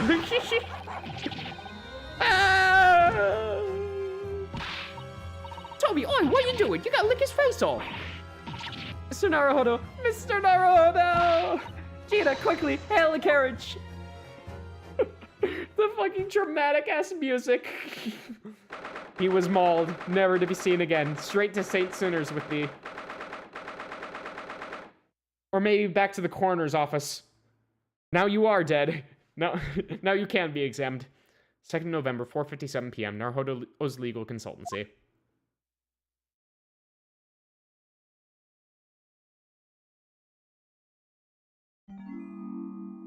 Womp womp. Oh, Mr. Naruhodo, are you all right? Miss Susato. Ah, conscious again at last. A blessed relief, my dear fellow. Where have you been off to? After all, to drop dead after a moderate licking by a small terrier. Most unseemly. What is or isn't seemly isn't relevant here, Mr. Holmes. That animation's never gonna get old to me. He is my Scrimblow. So glad there's no lasting damage. How are you feeling? I'm fine, thank you. Did you bring me back here? Oh, what's this on my head? A bandage? Sadly, we had no ice, so that's a compress of sugar water. Sugar water? Don't worry, Mr. Naruhodo. It's a first aid treatment that my father taught me. Oh, thank you. I would feel like you would get more infected if you poured sugar water into something, but sure. So, let us take tea when you're feeling up to it. But of course, no sugar in the patient's cup. Yeah, only on your head. Ugh, the bump on my head is throbbing sweetly enough, don't worry. Whenever you feel ready, then. Look at my man's in the back. He's so cool. Or he thinks so, anyway. Ah, already have what to do, so Holmes it is. Thank you for your concern, Mr. Holmes. My dear fellow, think nothing of it. I must say I was quite startled when I heard that you'd been attacked by a dog. For a moment, I feared that infamous murderer so many had come back from the dead. You mean the professor? Fortunately, I see your prized throat is unscathed. Its stiff, turned-up collar of yours obviously afforded some welcome protection. Say that's close to death.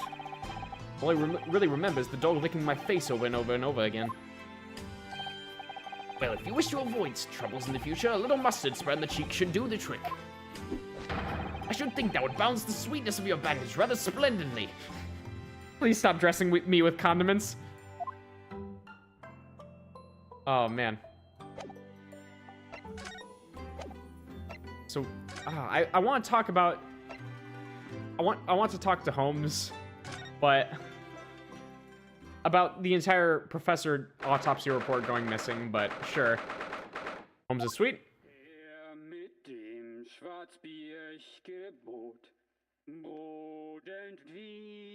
What in the fuck?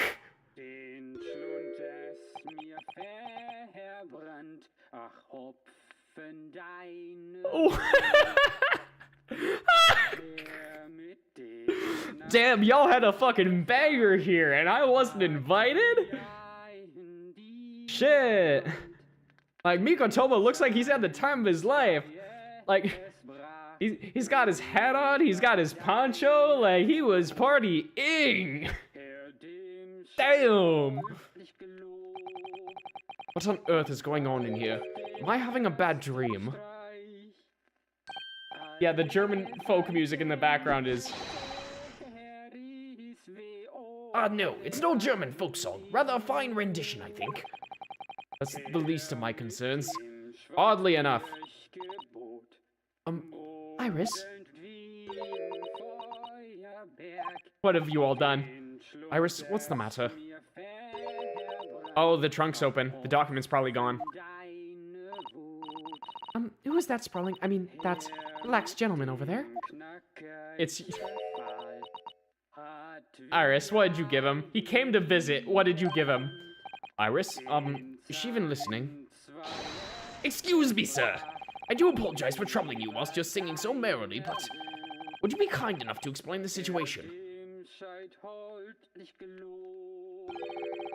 Well, that's worked.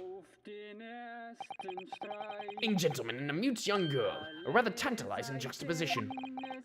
And one that appears to have incited the gods of deduction within me to find their voices too. Oh, can we finally have a dance of deduction? It's been so long. I've missed it. Oh, please.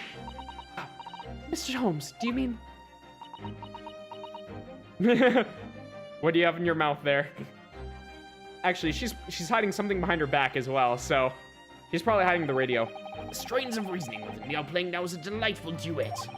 One melody sings of a reunion full of nostalgia, whilst the other is a morose theme about the great secrets you're trying so desperately to conceal, Iris. It's turned as white as a sheet. So as usual, you've instantly seen to the very heart of the matter. By the time my own brief performance is over, I feel sure this gentleman's song will reach its finale. So then, to Music Land, where all is sweetness and delicacy and harmony. Pray, do enjoy Sherlock Holmes' latest logic and reasoning spectacular. Here we go again.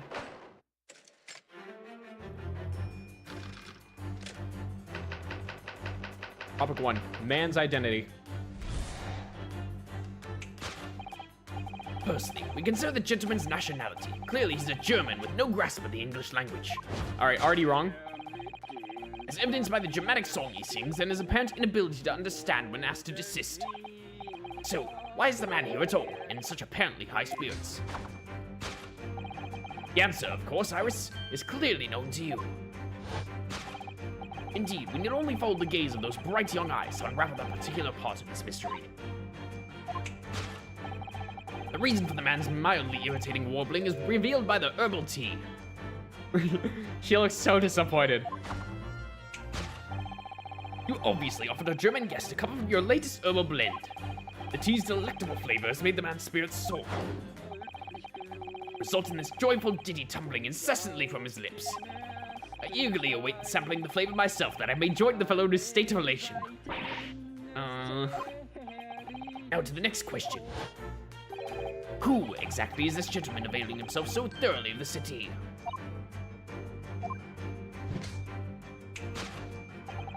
As it happens, a number of years ago now, a certain gentleman of German origin engaged my services in solving a particularly delicate case. It required the retrieval of letters once sent to an acquaintance that might have proved problematic. In order to conceal his noble identity, he also arrived at my office in a mask.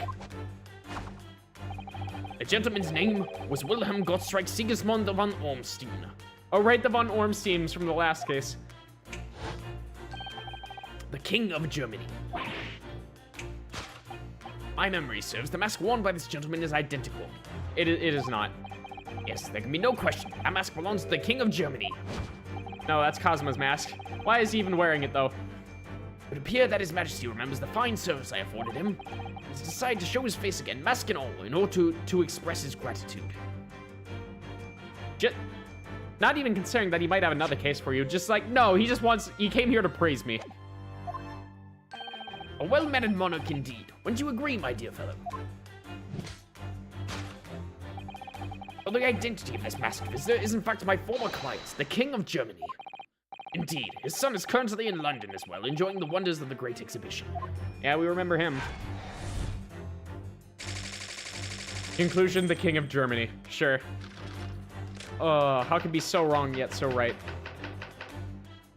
Girl silence. Which leaves us with one remaining imponderable. Yes, you, young Iris. But your apparently inexplicable silence is unable to hide the truth. Yes, the reason for your muteness is concealed inside that knapsack. No, it's the fact that she probably has something in her mouth that she can't let go of. 5-pound note, I believe. I must say, as your compatriot, I'm deeply saddened. It would appear that you've allowed yourself to be bribed into silence by His Royal Highness, earning yourself some spending monies in exchange for keeping quiet about the king's secret. She probably just bit the inside of her mouth or some shit like that. And now, the final piece of the puzzle. What is this secret you strive to hide with your silence, Iris? Ah, yes. We need only follow that brief involuntary twitch of your eyes to find the answer.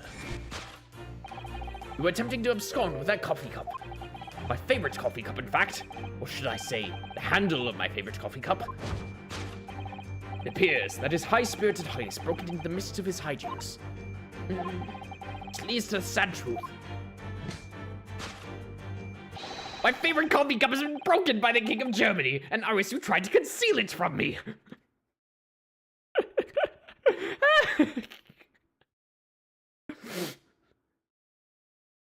He's so right.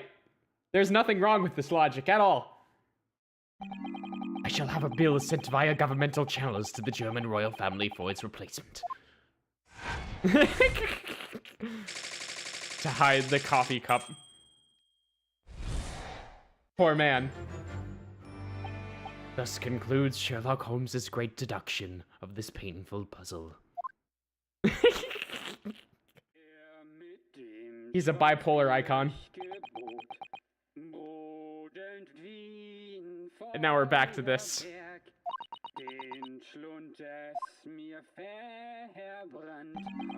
Your silence as well, the fellow's jovial warbling rather rings in the ears, does it not? Mr. Holmes, I must say something does rather trouble me. Pray, Miss Susato, do tell. His Royal Highness doesn't appear to have moved a muscle since we've arrived.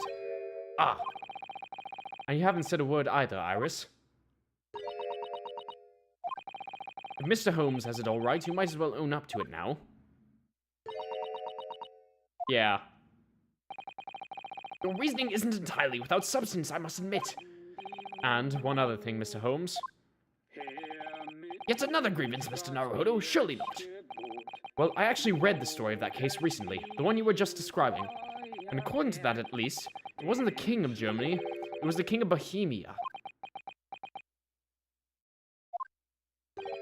Goodness, was it? The instant snap!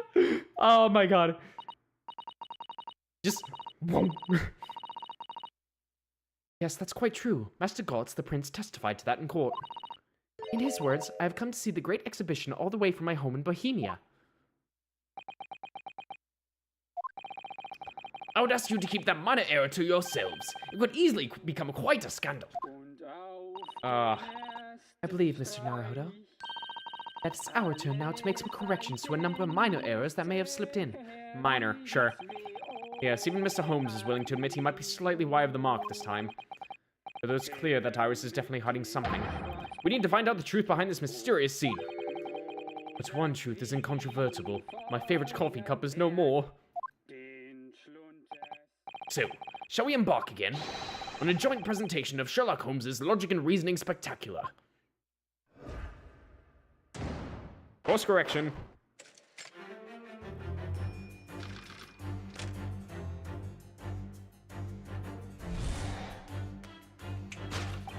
Firstly, we consider the gentleman's nationality.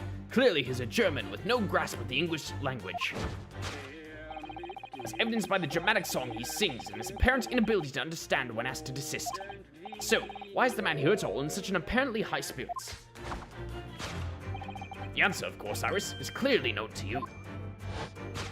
Indeed, we only need to follow the gaze of those bright young eyes to unravel that particular part of this mystery. The reason for the man's mildly irritating warbling is revealed by the herbal tea. No. So what? It's some mix of herbs that gives you the urge to sing. Goodness, I should like to try some. And I'd like to hear your singing, but this man... Just how long does he intend to keep up with that tune, do you suppose? As I said, he's been stuck still the entire time, and if you look closely, his lips aren't moving either. Ah. So I'm not sure what's actually responsible for the spirited singing. I suspect the answer lies at the end of Iris's gaze.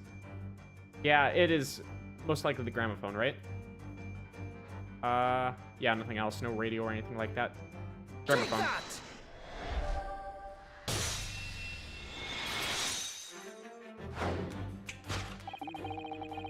Reason for the man's mildly irritating warbling is revealed by the gramophone. Indeed, for no well-bred gentleman would break into an obscure folk song when making a social call. In other words, this gentleman isn't singing at all. In fact, it would appear this fellow is unconscious.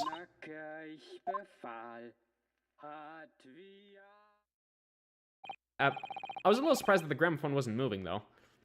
Oh, the music seems to have stopped now.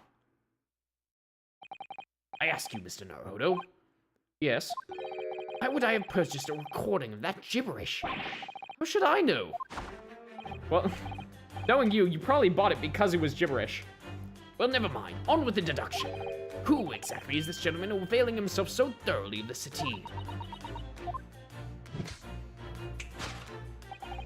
As it happens, a number of years ago now, a certain gentleman of German origin engaged my services in solving a particularly delicate case. It required the retrieval of letters once sent to an acquaintance that might have proved problematic. This part might actually be correct, assuming that he had the Asogi papers. In order to conceal his noble identity, he also arrived at my office in a mask. The gentleman's name was Wilhelm Gottschalk Sigismund von Ormstein, the King of Germany. My memory serves, the mask worn by this gentleman is identical. Yes, there can be no question. That mask belongs to the King of Germany. Wow. Though we've already established there was actually the King of Bohemia.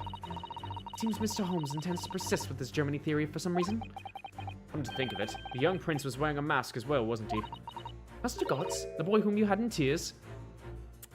Let's not think about that. Don't remind me, or anyone else. I suppose all members of the aristocracy of mainland Europe wear masks. I'm sure they do. Well, probably anyway. The point is, that mask doesn't belong to any king. No, that's right. As we, well, no. Because we can identify the true owner of this mask. Yeah, Yujin Mikotoba. Take that! Wait, what? Huh? Huh? Who? Sure? Oh, we're talking about the mask's true owner. Okay. Well, my bad. Who are you again? Sorry? My best to forget those who do so spectacularly hamper my logic and reasoning. Make your exit, please. Leave the deduction limelight to those who deserve it, Mr. Naruto. My bad. Alright, where was my last autosave? Yeah, here. I want my achievement, damn it. Okay. Alright, it saved right there. That's fine.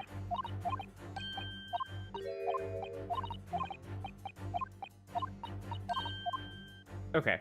That mask belongs to... Kazuma Asogi. Take that!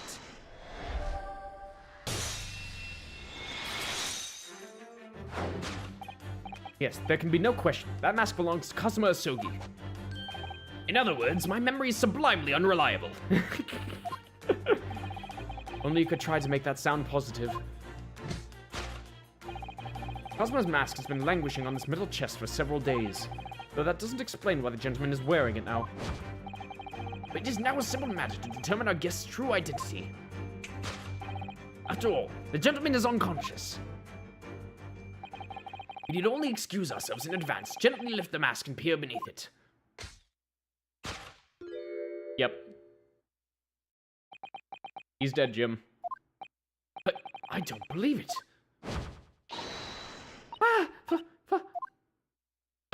Father! I'm afraid, Miss Susato, you must be mistaken. No, I think not, Mr. Holmes. Then it would appear our logic and reasoning has once again revealed the truth. It's a mysterious visitor. She's a part of it now. Is my unconscious father, Yujin Mikotoba. Logic and reasoning, or just looking and saying? Saying what we're all thinking. Conclusion, Yujin Mikotoba.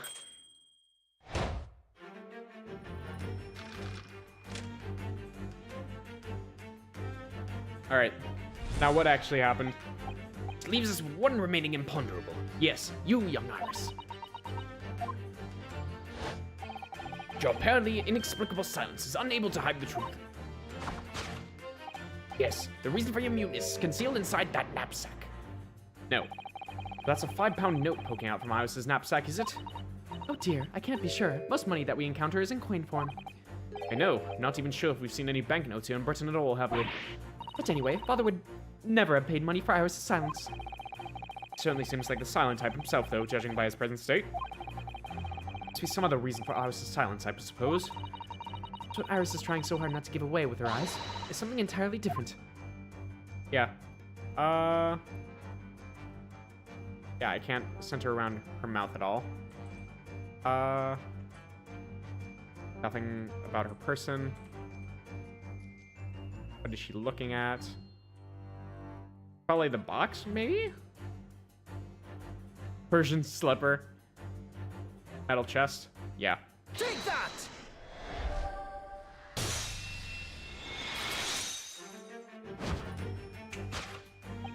Yes, the reason for your muteness is concealed inside that metal chest. Excellent observation. But upon closer inspection, there's something different about the chest's appearance. It's kept locked at all times, yet now, the catch is open. Evidently, this has something to do with your refusal to speak, Iris.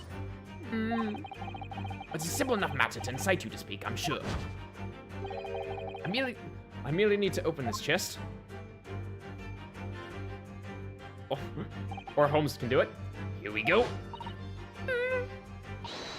No, Holmesy, don't!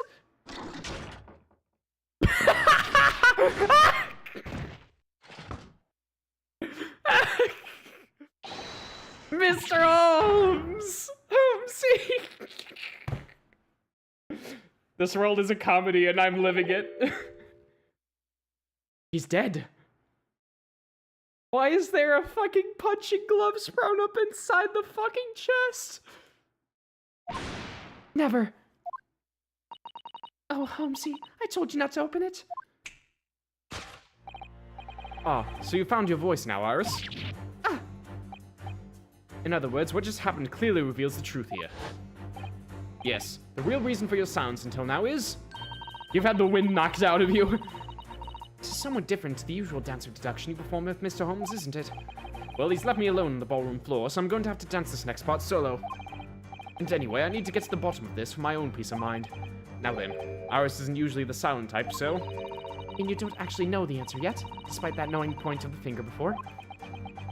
I like how they're just having this entire conversation just in the corner of the room, just like, he poses, then he goes and talks with Susato, then comes back into the pose. Miss Susato, sometimes a man needs to point his finger first and think later. Oh, well, if you say so. I think we'd better examine Iris more closely and try to rescue the situation then. Alright, reason for your silence.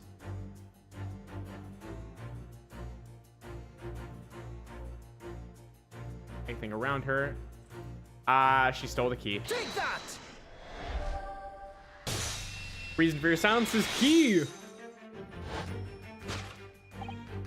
Yes, the real reason for your silence until now is that key behind your back. When Mr. Holmes was thrown into the air before,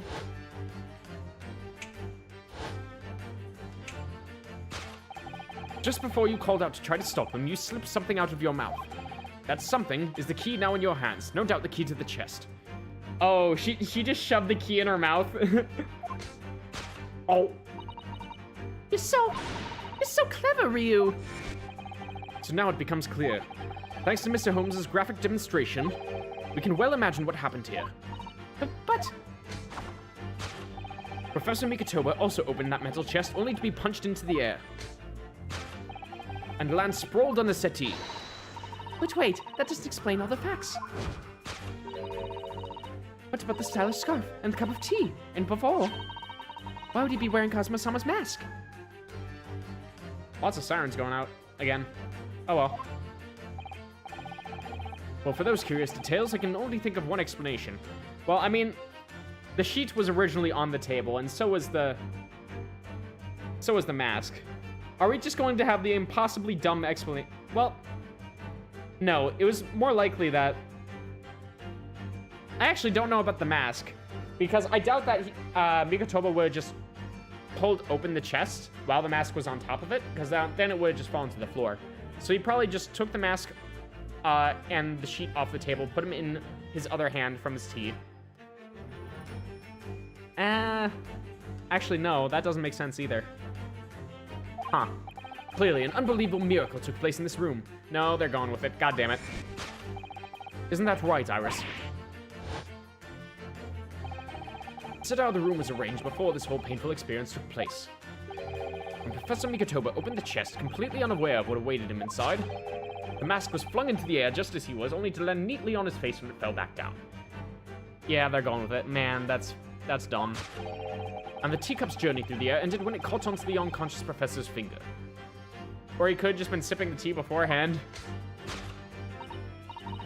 You mean to say the stylish scarf? It's actually just a tablecloth. This is the great detective's office, after all. A place of miraculous deductions. Yeah, you're my partner now. Would you expect anything less? Yes, you're right. It happened exactly as you said. Brilliant, Ryu. Thus concludes Ryunosuke Naruhodo's great deduction of this punchy puzzle. So then, why don't I make a fresh pot of tea for us all? An admirable performance, Mr. Naruhodo. But in the final act of the show there, you rather missed everything of importance. The actual coffee cup being broken. Oh, he's gonna go on about this, huh? But Mr. Holmes, if you cast your mind back to my earlier deduction... Iris, clearly you're hiding a great secret. Ah! She is, from the look on her face. Mr. Holmes must be right. Whatever that great secret is, the cat isn't out of the bag yet. So I put it to you again. You're attempting to abscond with that coffee cup. Damn it, Holmes. Really is a shame about Mr. Holmes's cup. Must have been smashed when Professor Mikotoba opened the chest. Dear, so many things seem to have been broken here. Now the deduction has taken a different direction. Iris doesn't seem to be trying to hide the broken cup anymore. In other words, your great secret is something else. Put our observational skills to work here one final time, then. Alright. Not the coffee cup. Is it the knapsack this time?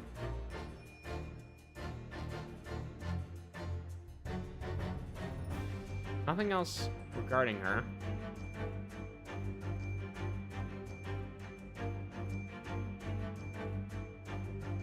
Are there any sort of papers around? That's the only thing I can imagine her wanting to actually hide.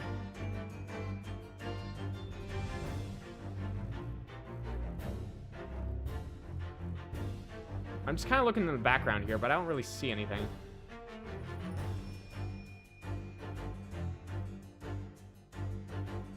But maybe it actually is the knapsack this time. I don't see anything else around her.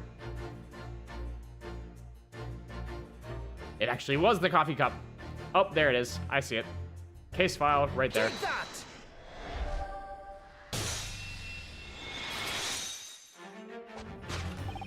You're attempting to abscond with that case file.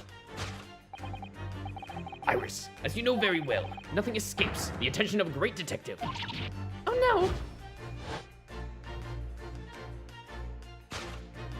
We visited Scotland Yard's autopsy laboratory earlier today, and Dr. Gorey informed us that the autopsy reports of Clint Van Zieks had gone missing.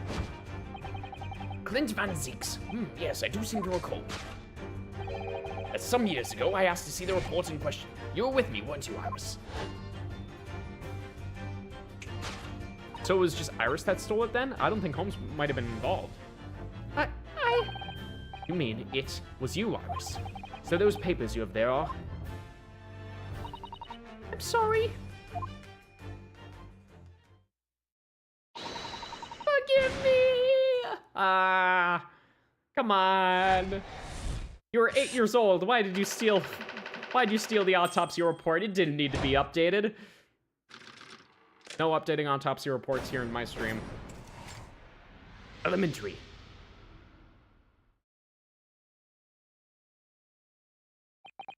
In truth, I would like to have thought I could have predicted the booby-trapped chest. But it caught me completely off guard. I was very nearly the late consulting detective Sherlock Holmes.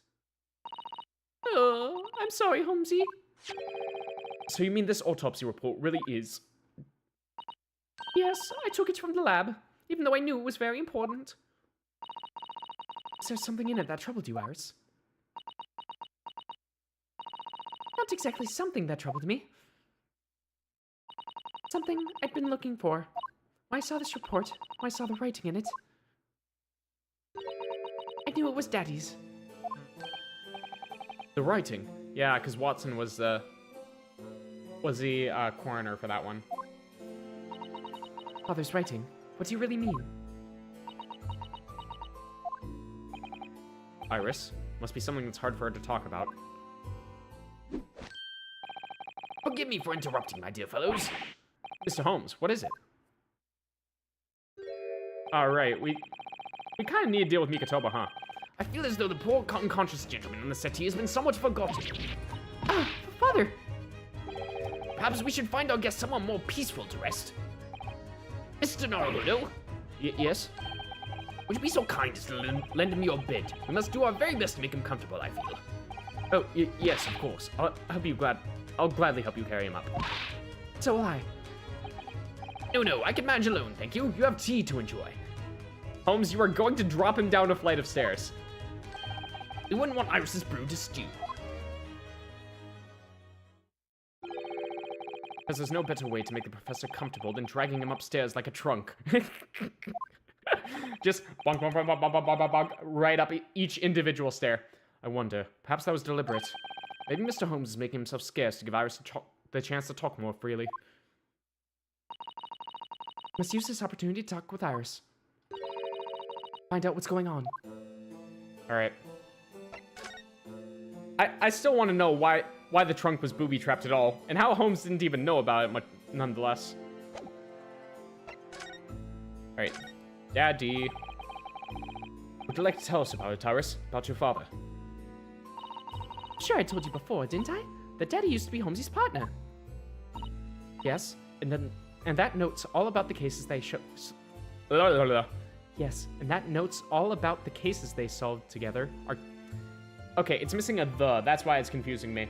Hey, Paladin, how's it going, dude? Yes, and that the notes about all the cases they solved together are kept inside that metal chest. That's right. Holmesy told me, you see? Elden Ring DLC of hardcore fucking my sleep schedule. Yeah, I can only imagine. Like, it's a national holiday for Soulsborne fans across the country right now, so... I hope you've all been enjoying that. Meanwhile, I'm enjoying this so much more, so... No Elden Ring for me. He said that Daddy's somewhere far away now, so we can't meet. That's one way of describing it. Then, when I secretly unlocked the chest and read through the papers inside, I started to build up a picture in my head of what Daddy must be like. Well, that's only natural. Just like any other girl of your age. I read that Daddy was a professor of medical science, so I studied and took my degree too. Well, that's only natural, I suppose. That's respect. Not quite like any other girl of your age, though. But there was one thing I could never find out. Daddy's name. Oh. His name wasn't anywhere on any of the notes that he'd made about his work with Holmesy. But then one day... That's what happened, is it? When you saw this autopsy report, you finally managed to work it out, is that right? You love it, it might be better than the base game, but people are already complaining that it's too hard. Yep, the classic competition of just people that need to get fucking good. So it was the handwriting in the report that caught her eye. And besides, if you're playing the DLC, you've probably already beaten the main game. Therefore, you probably need a little bit more difficulty. That's just kind of how scaling works. When I saw the writing on that report, I could hardly believe it. I know that handwriting, I thought to myself. Because it was the same as the writing you'd seen on your father's case notes. Exactly. I was desperate to compare the two properly. I needed to see them side by side. I asked the doctor in the laboratory, but I was told I couldn't take the report away. Even worse, I was told that it was the first and last time we'd ever be allowed to look at it there. you decided to steal it. When I compared the autopsy report with the case notes I had here, there was no doubt. The handwriting was exactly the same. It was Daddy's. The signature of the coroner at the bottom of the autopsy report. Read Dr. John H. Watson. That's how I finally found out. I learned Daddy's name at last. I see. Ever since then, I've called myself Iris Watson. And that's also when I had the brilliant idea of writing stories all about Daddy's exciting times with Holmesy. I decided there and then that I'd write the adventures of Sherlock Holmes. Oh, Iris, I had no idea the stories had quite such a deep personal significance for you. See why the autopsy report was so important to her now. Why she was prepared to break the law to get her hands on it. There's just...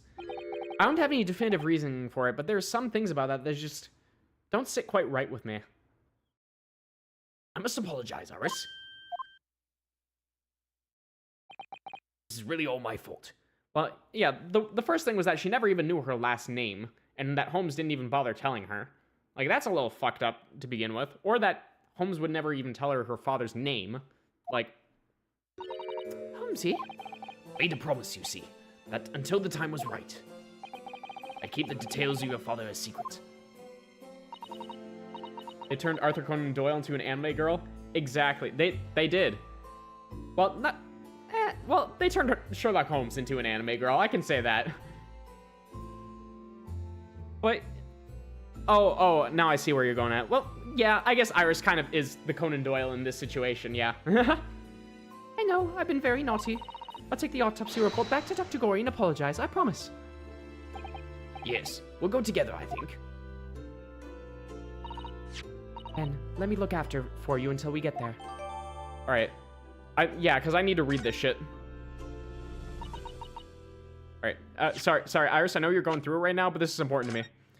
Victim, named Clint Van Zeeks, male, coroner Dr. John H. Watson, age 33, nationality British, time of death 31st of May between 9 p.m. and midnight. Observations, death from a single stab wound to the heart, other superficial external wounds, indicative of a duel. Wow. Recent scarlet ink stains visible on the little and ring fingers of the right hand, but no documented corresponding ink was found. So, yeah, that would indicate that he was holding a pen and that the nib had touched his two bottom fingers when he was writing. Huh. Autopsy findings. Vital evidence recovered from the victim's stomach during autopsy. Credit to Inspector Gregson for petitioning so doggedly for the autopsy procedure. No internal trauma noted anywhere in the body. So, basically, Clint ate something. He literally ate the evidence. We don't know what it is, but he ate something. Alright. But he was dueling. That's kind of badass. Cause of death, skill issue. Actually, he lost a duel. I must go and water my herbs, I think. I'll see you all later. Poor Iris. She must be feeling awful. I know Mr. Holmes is here for her, but still. Ah. What? How? What's the meaning of this, Mr. Holmes? Mr. Holmes? Oh, dear me. So, noticed, I see. Was there something about that I completely missed? Coroner Dr. John H. Watson. Holmes isn't mentioned anywhere in here as far as I could see. No document. No internal trauma. What am I missing here? But that would mean... What is the matter, Mr. Sato? You turned as white as a sheet. It's this autopsy report, Mr. Naruhodo. The one from 10 years ago. The writing isn't Dr. Watson's at all. Oh. Huh? What do you mean? How could you possibly know that? Because I know this writing very well. This writing, it's my father's. Huh. Huh. So, what in the hell? There's no way that Mikotoba is Iris's dad, right? No way. No fucking way. No, no, no, no, no, no. What? Professor Mikatoba's? Indeed, it's true. And now you know. My dear fellows, No, I don't know anything. I know jack shit here. I'm right with you there, Naruhodo. What on earth does this all mean, Mr. Holmes? Because the idea that's slowly forming in my mind, just too extraordinary to believe. Please, you have to explain. Alright. The writing. So this autopsy report was actually penned by Professor Mikatoba then? That makes no sense. It's not possible, surely. not possible. My dear fellow, pray take a deep breath and think again. Yes, you're right. In some ways, it actually makes a great deal of sense. It does. 10 years ago is when Father returned to Japan after his extended study tour in Britain. And Iris is 10 years old.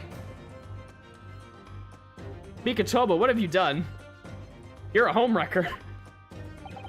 And prior to his return, where was Dr. Mikatoba engaged? Of course, he was an assistant in Dr. Watson's laboratory learning about forensic science. I swear, if Mikatoba... If Iris is the daughter of Scythe and Mikatoba, I'm going to lose my mind. As an assistant, he would have aided with the dissection work, making detailed notes, which would be assembled into the full autopsy report. Once the work was complete, the head coroner would check the contents and put his signature on the document.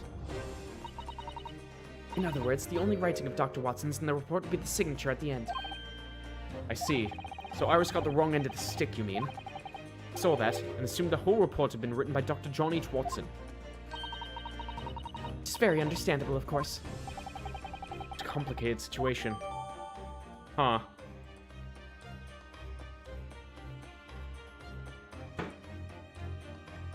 So then it was actually Mikatoba who was Holmes's partner at the very least. Your partner. Thinking about it, most of what we know about you, Mr. Holmes, comes from the published stories of your exploits. Yes, The Adventures of Sherlock Holmes, written by Iris. We really have no way of knowing what's fact and what's fiction. Most troubling for you, my dear fellow, I'm sure. What about this supposed partner of yours? Did he really exist or not? Ah, you've come straight to the point, I see. Please come straight to the answer. I believe Iris explained it in one of her installments. He was a trusted comrade, and the only person I could truly have called a friend. Did this partner of yours truly make a record of all your cases? Are his notes really stored inside that metal chest? Absolutely, my dear madame. Absolutely. So, where's your partner now? Rarely meet. You see, he lives on the other side of the world. Yeah. Yep, we know this at least. But if this autopsy report and the records of all your old cases were penned by the same hand, and if the autopsy was written, though not signed, by your famous partner, there would be only one logical conclusion. Pray, impress me. Your partner would have to be Yujin Mikotoba. In other words, Miss Susato's father. Upon my word, Mr. Naruhodo, Yes. you are coming along wonderfully. You've hit upon the method at last. Finally grasped the art of deduction. This would mean so much more if it wasn't Holmes saying it. You mean to say... Allow me to introduce you. To my great friend and partner, Mikatoba. Professor Mikatoba. Yeah. That just makes the last conversation that Iris had with Mikatoba feel so much more awkward. I can only imagine how he was feeling. Holmes and Mikatoba. Does this mean that you're the real Dr. Watson? No, my dear, I'm still my old self. Yujin Mikatoba, your father. Of course. This is obviously too much for Sato-san to take in. I must say, though, how my old friend has attained worldwide celebrity as a great mystery solver is the greatest mystery of all. I still remember the first time we met. Ah, pray remind me, when was it again, Mikatoba? 16 years ago, Sholmes. Ah, yes, quite. 16 years ago. Just arrived from Japan with Seishiro and Genshin. I was in search of lodgings close to the hospital. Some comfortable rooms at a reasonable price.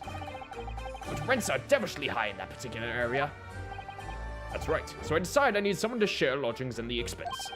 And was fortunate enough to be introduced to Holmes, who found himself in a similar situation. I was a callow fellow back then, a mere shadow of the great detective you see before you now. I was working in the hospital's chemical laboratory at the time, indulging my curiosities for little gain. Well, that at least says a lot about how he came to be knowledgeable, like, about chemicals in the first place, as if he had that background. All right. And the situation of our cohabitation led us to pursuing cases together, you see. Hard to believe, it was a mere 6 years. We had a great many adventures. But in the last year of Mikotoba's stay in Britain, that the most infamous of cases presented itself. A case with which you become rather familiar yourselves, the Professor killings. After the trial, Seishiro and I were summoned back home.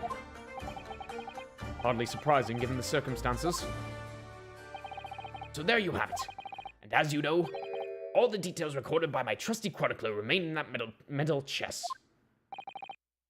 It's just amazing. Professor Mikotoba really is Mr. Holmes' famous partner. Damn. Susato, I can't imagine what you're feeling right now. Father, Goodness, my dear. What a cutting look. as your daughter, I'm very proud to learn that you are the great detective's great partner. But nevertheless, there's another mystery that I really must ask you to explain now. And that is? I know very well what it is. The unresolved matter of Iris's father. Ah, of course. I'd almost forgotten about that last one. This is about to get ugly. Should have seen this coming, I suppose. Yeah. Iris told us that all the notes about the great detective's adventures that are in the metal chest were written by her father. Isn't that correct, Mr. Holmes?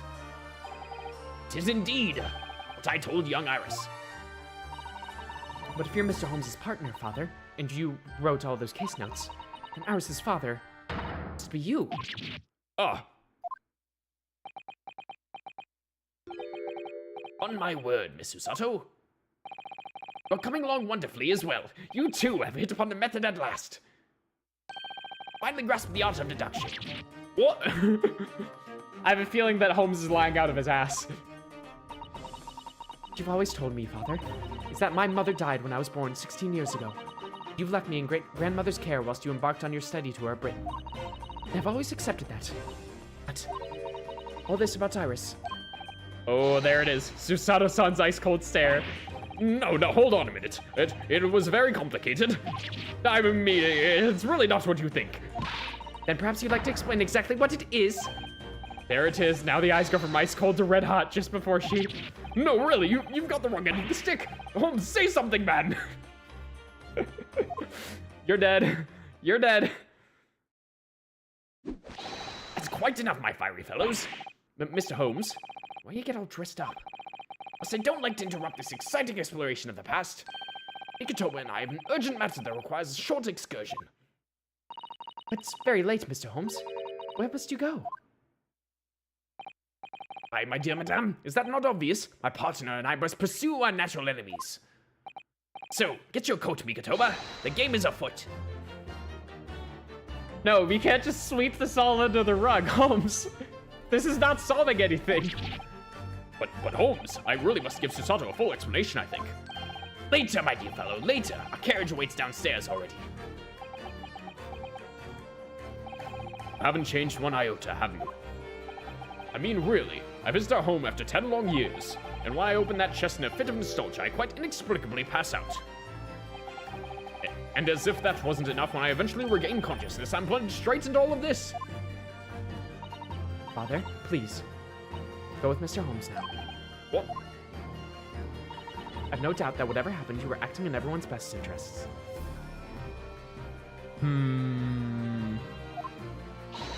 I trust you, completely. Susato. in sending the great detective and his great partner off on renewed adventures together. It's more than I could have hoped for in my wildest dreams. Very well then. We'll speak again later. So, I believe your own work is done for the day. I wish you the best of luck for tomorrow, Yes, Naruhodo. Good luck in battle. and in reaching a decision. Ah, right. Decision about whether to go back to Japan, I suppose. I'm sure nothing will happen. Everything will So go much completely happened right. that day that I barely knew what to do with myself. Everything will go right. Nothing bad will happen.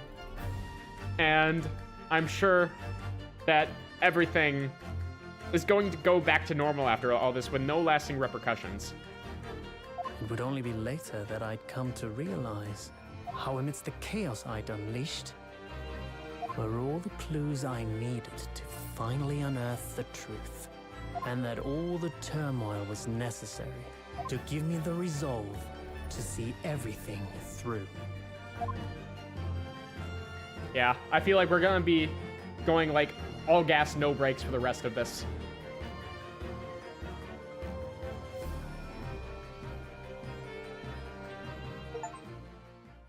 Yay! Achievement. All right. Final. Trial part 1. Wait a minute. We're not in episode 4 anymore. What? Huh?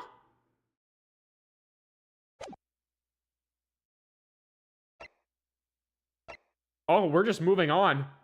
Oh, we're just moving on. Oh, no. There is no case 5. This is actually just it. Ow.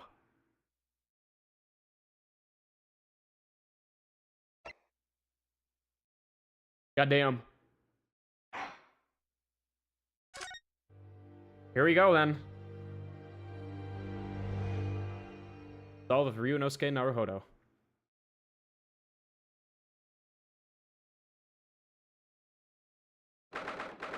Third November, 9:14 a.m. The Old Bailey Defense Antechamber. Like, no opening movie or anything like that. It's just like, we're straight in. We're just discovering everything in this one trial. So, the time has finally come. Today, we unravel everything.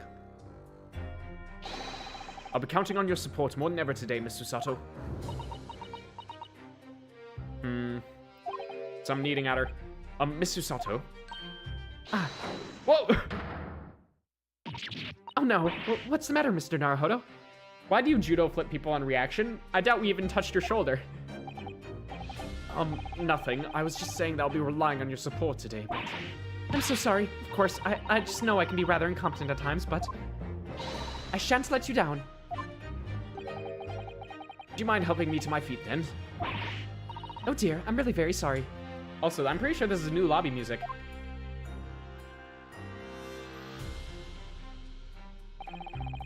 Right. Susato-san isn't her usual self at all. That's hardly surprising, I suppose. She just found out that her father is the partner of a world-famous detective, not to mention... Good morning, sir. Alright, it's been a while since we've seen you, huh? Lord Van Zieks. Thank you for all your efforts yesterday. Well, did I hear that correctly? What? No, nothing. Just, I hope we can clear things up today. I really can't manage this man out. His face says I hate you, but his words are almost jovial today. In fact, he hasn't been very Reaper-like at all since this all began yesterday. Lord Van Zieks isn't the Reaper, Mr. Naruhodo. Good point. The Reaper, I suppose in hindsight, shouldn't have allowed that misconception to go unchallenged. Huh? It was my tacit acceptance of that pseudonym. My failure to stop the Reaper becoming something more than a mere legend that led to all of this. You're not to blame for that, Lord Van Zieks. It's only because serious crime in the capital dropped off so sharply when the public started calling you that. Why you didn't say anything, isn't it?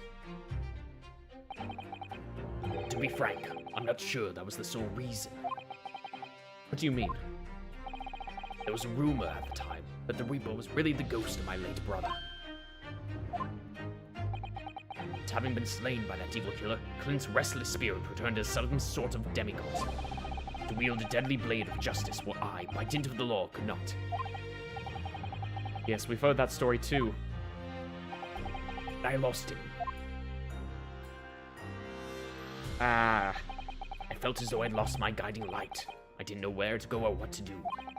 And so, some small way, I wonder if perhaps those rumors made me feel his absence a little less keenly. He's still here, in spirit, murdering everybody. It's good. Even if I knew it was just an illusion, just some nonsense conjured up by an over-imaginative public. He was obviously extremely important to you. Lord Clint Van Zieks. Well, what's important now is uncovering the truth. That's all that matters. I know that you didn't take anyone's life. And I intend to prove that beyond a shadow of a doubt in court today. I never thought I'd say this, but I can see it in your eyes. That burning desire to cut through all the lies and deception. I can't deny it any longer. You are a lawyer of absolute integrity. Thank you. Now tell me, why do I detect the scent of expensive tea leaves in the air? Iris, where are you? Oh, Iris, when did you get here? Oh. I brought you one of my special blends. Holmesy loves it. He says it helps him to clear his head. I thank you. Oh. I can see her kind of liking him. That's surely the first and last time I'll ever see a sight like this. You seem different today, Iris. Oh, Sort of subdued, I suppose. I am not. What happened to yesterday is obviously still playing on her mind a lot. She's clearly very troubled about having stolen that autopsy report from Dr. Tsai's laboratory. All right then. Good luck to you both. I have to make a move now. Oh, you're not staying? I thought you'd want to watch today's proceedings. Well, I'd like to cheer you on, obviously. But I doubt that she's able to be let in, is the whole thing. But I've got lots to get ready. Get ready. For what? Oh yes. Would you take this? Not one of the little felt dolls that's usually dangling from your knapsack. Yes, it's a lucky charm. A little Holmesy that I made once. A Holmesy. Looks more like a Hurley to me. Alright, that's clever. I know I call him Holmesy because Hurley's fucking stupid, but I like that. If for some reason you completely run out of options in the trial today, then just pull this little Holmesy's ears as hard as you possibly can. What? Pull his ears? That's right. It's a way to bring good luck, and I think you might need it. Oh no, there's definitely something hidden in it. Its head probably pops off and there's something inside it. Probably the papers. You think all we'll need is luck? I just sneaked a peek inside the courtroom. And it seemed very different to normal. Yes, it would seem. Certain someone has decided to pull out all the stops. It's a secret gun? Yeah. One singular bullet, and all you need to do is just... What does that mean? What about Mr. Holmes, Iris? I don't know. He was out all night and I hadn't come home by the time I left this morning. Oh, I see. Professor Mikotomo out all last night too, do you think, Mr. Sato? Yes, it would seem so. I telegrammed the hotel this morning. Apparently they didn't come back to their rooms last night at all. They. Father, and Judge Jigoku, I mean. Judge Jigoku too. Yeah, there's a lot of pieces moving right now, and I don't like it. That's right. Nobody appears to have seen either of them since yesterday. Counsel for the defense and the defendant. Court is about to be in session. Please make your way inside the courtroom at once. Good luck then, Ryu. Good luck, Susie. Yes, thanks, Iris. And you, Mr. Reaper. I hope it goes well. Once again, I thank you for the delicious tea. It was very soothing. Oh, I'm so glad. I'm surprised they didn't try to challenge being called the Reaper. Now that he's like, I probably shouldn't have done that. Must go inside now, Lord Van Zieks.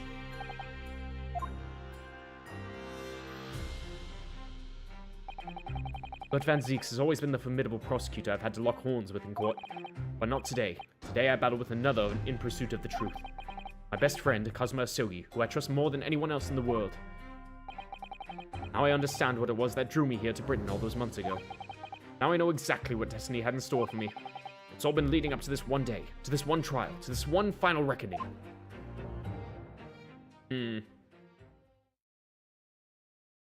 Alright, hit me with it. 3rd November, 9:30 a.m., the Old Bailey courtroom. Oh. Clearly. Well, I guess there are people here now. But the judge wasn't there at the very least, so. Feels even more oppressive here than it did yesterday. The cold stares piercing me like knives from all sides today. Ah, Mr. Naruhodo, look. Oh. Lord Strongheart. Do you even have the authority to act as a judge? Or the requirements, rather? Kazuma must have known beforehand. Ramifications of this trial now extend far beyond the murder of one Scotland Yard inspector. In fact, events have come to light that threaten to rock the very foundations of our country's legal system.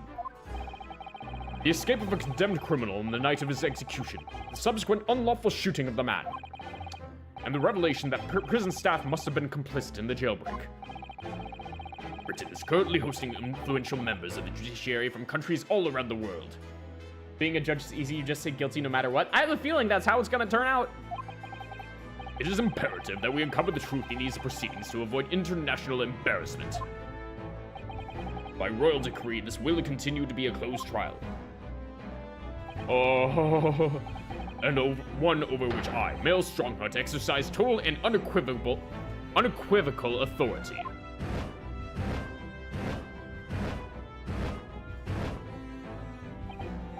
The 6 jurors' flames just...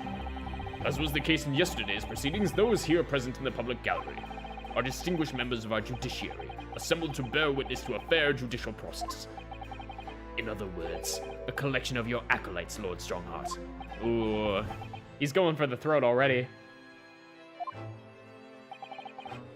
On a personal note, I find this most distressing, Lord Van Zieks. You are a prosecutor of exceptional talent. Much like your brother Clint, in fact.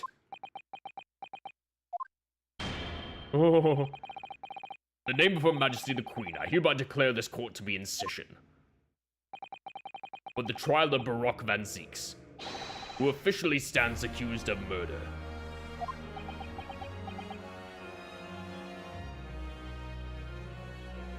I just need to let this sit in for a bit.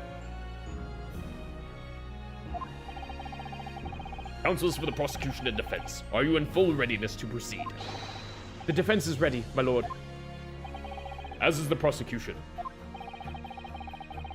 Yesterday's proceedings brought to light a shocking and disturbing fact. There was a side to the victim, Inspector Tobias Grayson, that was unknown to his superiors at Scotland Yard. Yes, he was carrying out operations in secret, which Scotland Yard knew nothing about. And in those clandestine operations, he had an accomplice. Mr. Daily Vigil, who would be given the inspector's identification and present himself around the capital in order to establish credible alibis for Gregson. In that way, Gregson appeared to be carrying out his regular Scotland Yard work when in fact he wasn't. At the end of yesterday's session, Mr. Vigil, who had been suffering from amnesia, regained his memory. It would appear he buried his memories of the time deep inside himself as a means of self-preservation. Because whilst he was engaged as chief warder at Barclay Prison, he abetted the convict's escape. Mr. Vigil is currently recuperating at St. Sinners. He has recovered enough to give a signed statement about his movements on the day prior to the incident. He's formally admitted to posing as Gregson whilst investigating the Red-Headed League. Which brings us to the crucial issue of the victim's time of death. The defense yesterday proposed a suggestion that the victim may have been killed one day earlier. This was based largely on the discovery that the victim's pocket watch had not been wound. The prosecution has something to report on that subject, my lord. Oh, fuck. We never discovered the refrigerator. God damn it. That's going to be very hard to prove. Okay. Really, go ahead, Prosecutor Asogi. Met once again with the coroner yesterday to discuss the issue. She confirmed that the defense's suggestion could not be ruled out. It's entirely possible that Inspector Gregson was killed on the 31st of October, the day before his body was discovered. I have here an updated autopsy report that includes the amended details. The official opinion of the investigation team was made clear yesterday. At the time of death was 5 p.m. on the 1st of November. There are indications of an attempt to disguise the real time of death, however. It seems that the natural decaying process of the victim's body may have been slowed by keeping it chilled. That's out of the question. There are no refrigeration devices in that part of London large enough to accommodate a human corpse. My lord, this is more than just conjecture. It is evidence to support the idea. We must investigate it thoroughly. Very well. The court will accept the new report as evidence. However, if this updated report is deemed to be accurate, it would give renewed significance to the movements of the victim on the day before the Fresno Street incident. It would, yes. Especially since on that day, Inspector Gregson was using Mr. Vigil to cover up his real movements. It's conceivable that he was killed in the course of his secret activities. Do I sense that the prosecution has some information regarding those activities? Scotland Yard put an enormous effort into investigating that precise matter yesterday. I think we should begin by presenting the results of that investigation work. So the prosecution calls its first witness now. Probably Gina? Yeah. State your name and occupation for the court. Inspector Gina Lestrade, reporting. Representative of Scotland Yard. Self-conferred rank, but never mind. Gina, again? What's your problem, Moto? What's with that, Gina? Again, look, eh? Ah. Boss meant the world to me. He done more for me than anyone else ever did. Hey. Did we never help? Did we? Oh, Inspector Gregson, you mean? He got me out the back slums of the East End and took me under his wing. Told me that life can have a purpose. So that's why I'm the best person to be standing here speaking for him. Gina. Right. All out of the goodness of Gregson's heart. Not at all that he has arm twisted by Mr. Holmes. No. What's relevant to these proceedings is that the outcome of Scotland Yard's investigations yesterday has revealed that the victim was carrying out some assignment the police knew nothing about. Very troubling. Not to face. Lord Strongheart knew. So, Inspector Lestrade, let's hear exactly what it says in that report. Coming right up, sir. Alright, witness testimony. And I'm sorry to say, but I'm gonna have to end it here for now. My voice is like shot. Like it is hurting to speak right now. And I have some other things I kind of need to take care of here. So we're going to see if we can finish the game next week, considering that if this entire trial occurs over like one day, like I can see us finishing it. Damn, we're gonna be finishing both Xenoblade and Great Ace Attorney 2 like next week. That is fucking nuts. God damn. All right. So yeah, everyone who's still here, have a good day. Thank you, Paladin, for staying around. I appreciate that. I hope that everyone has a fantastic rest of their day. Bye, everyone. Bye-bye.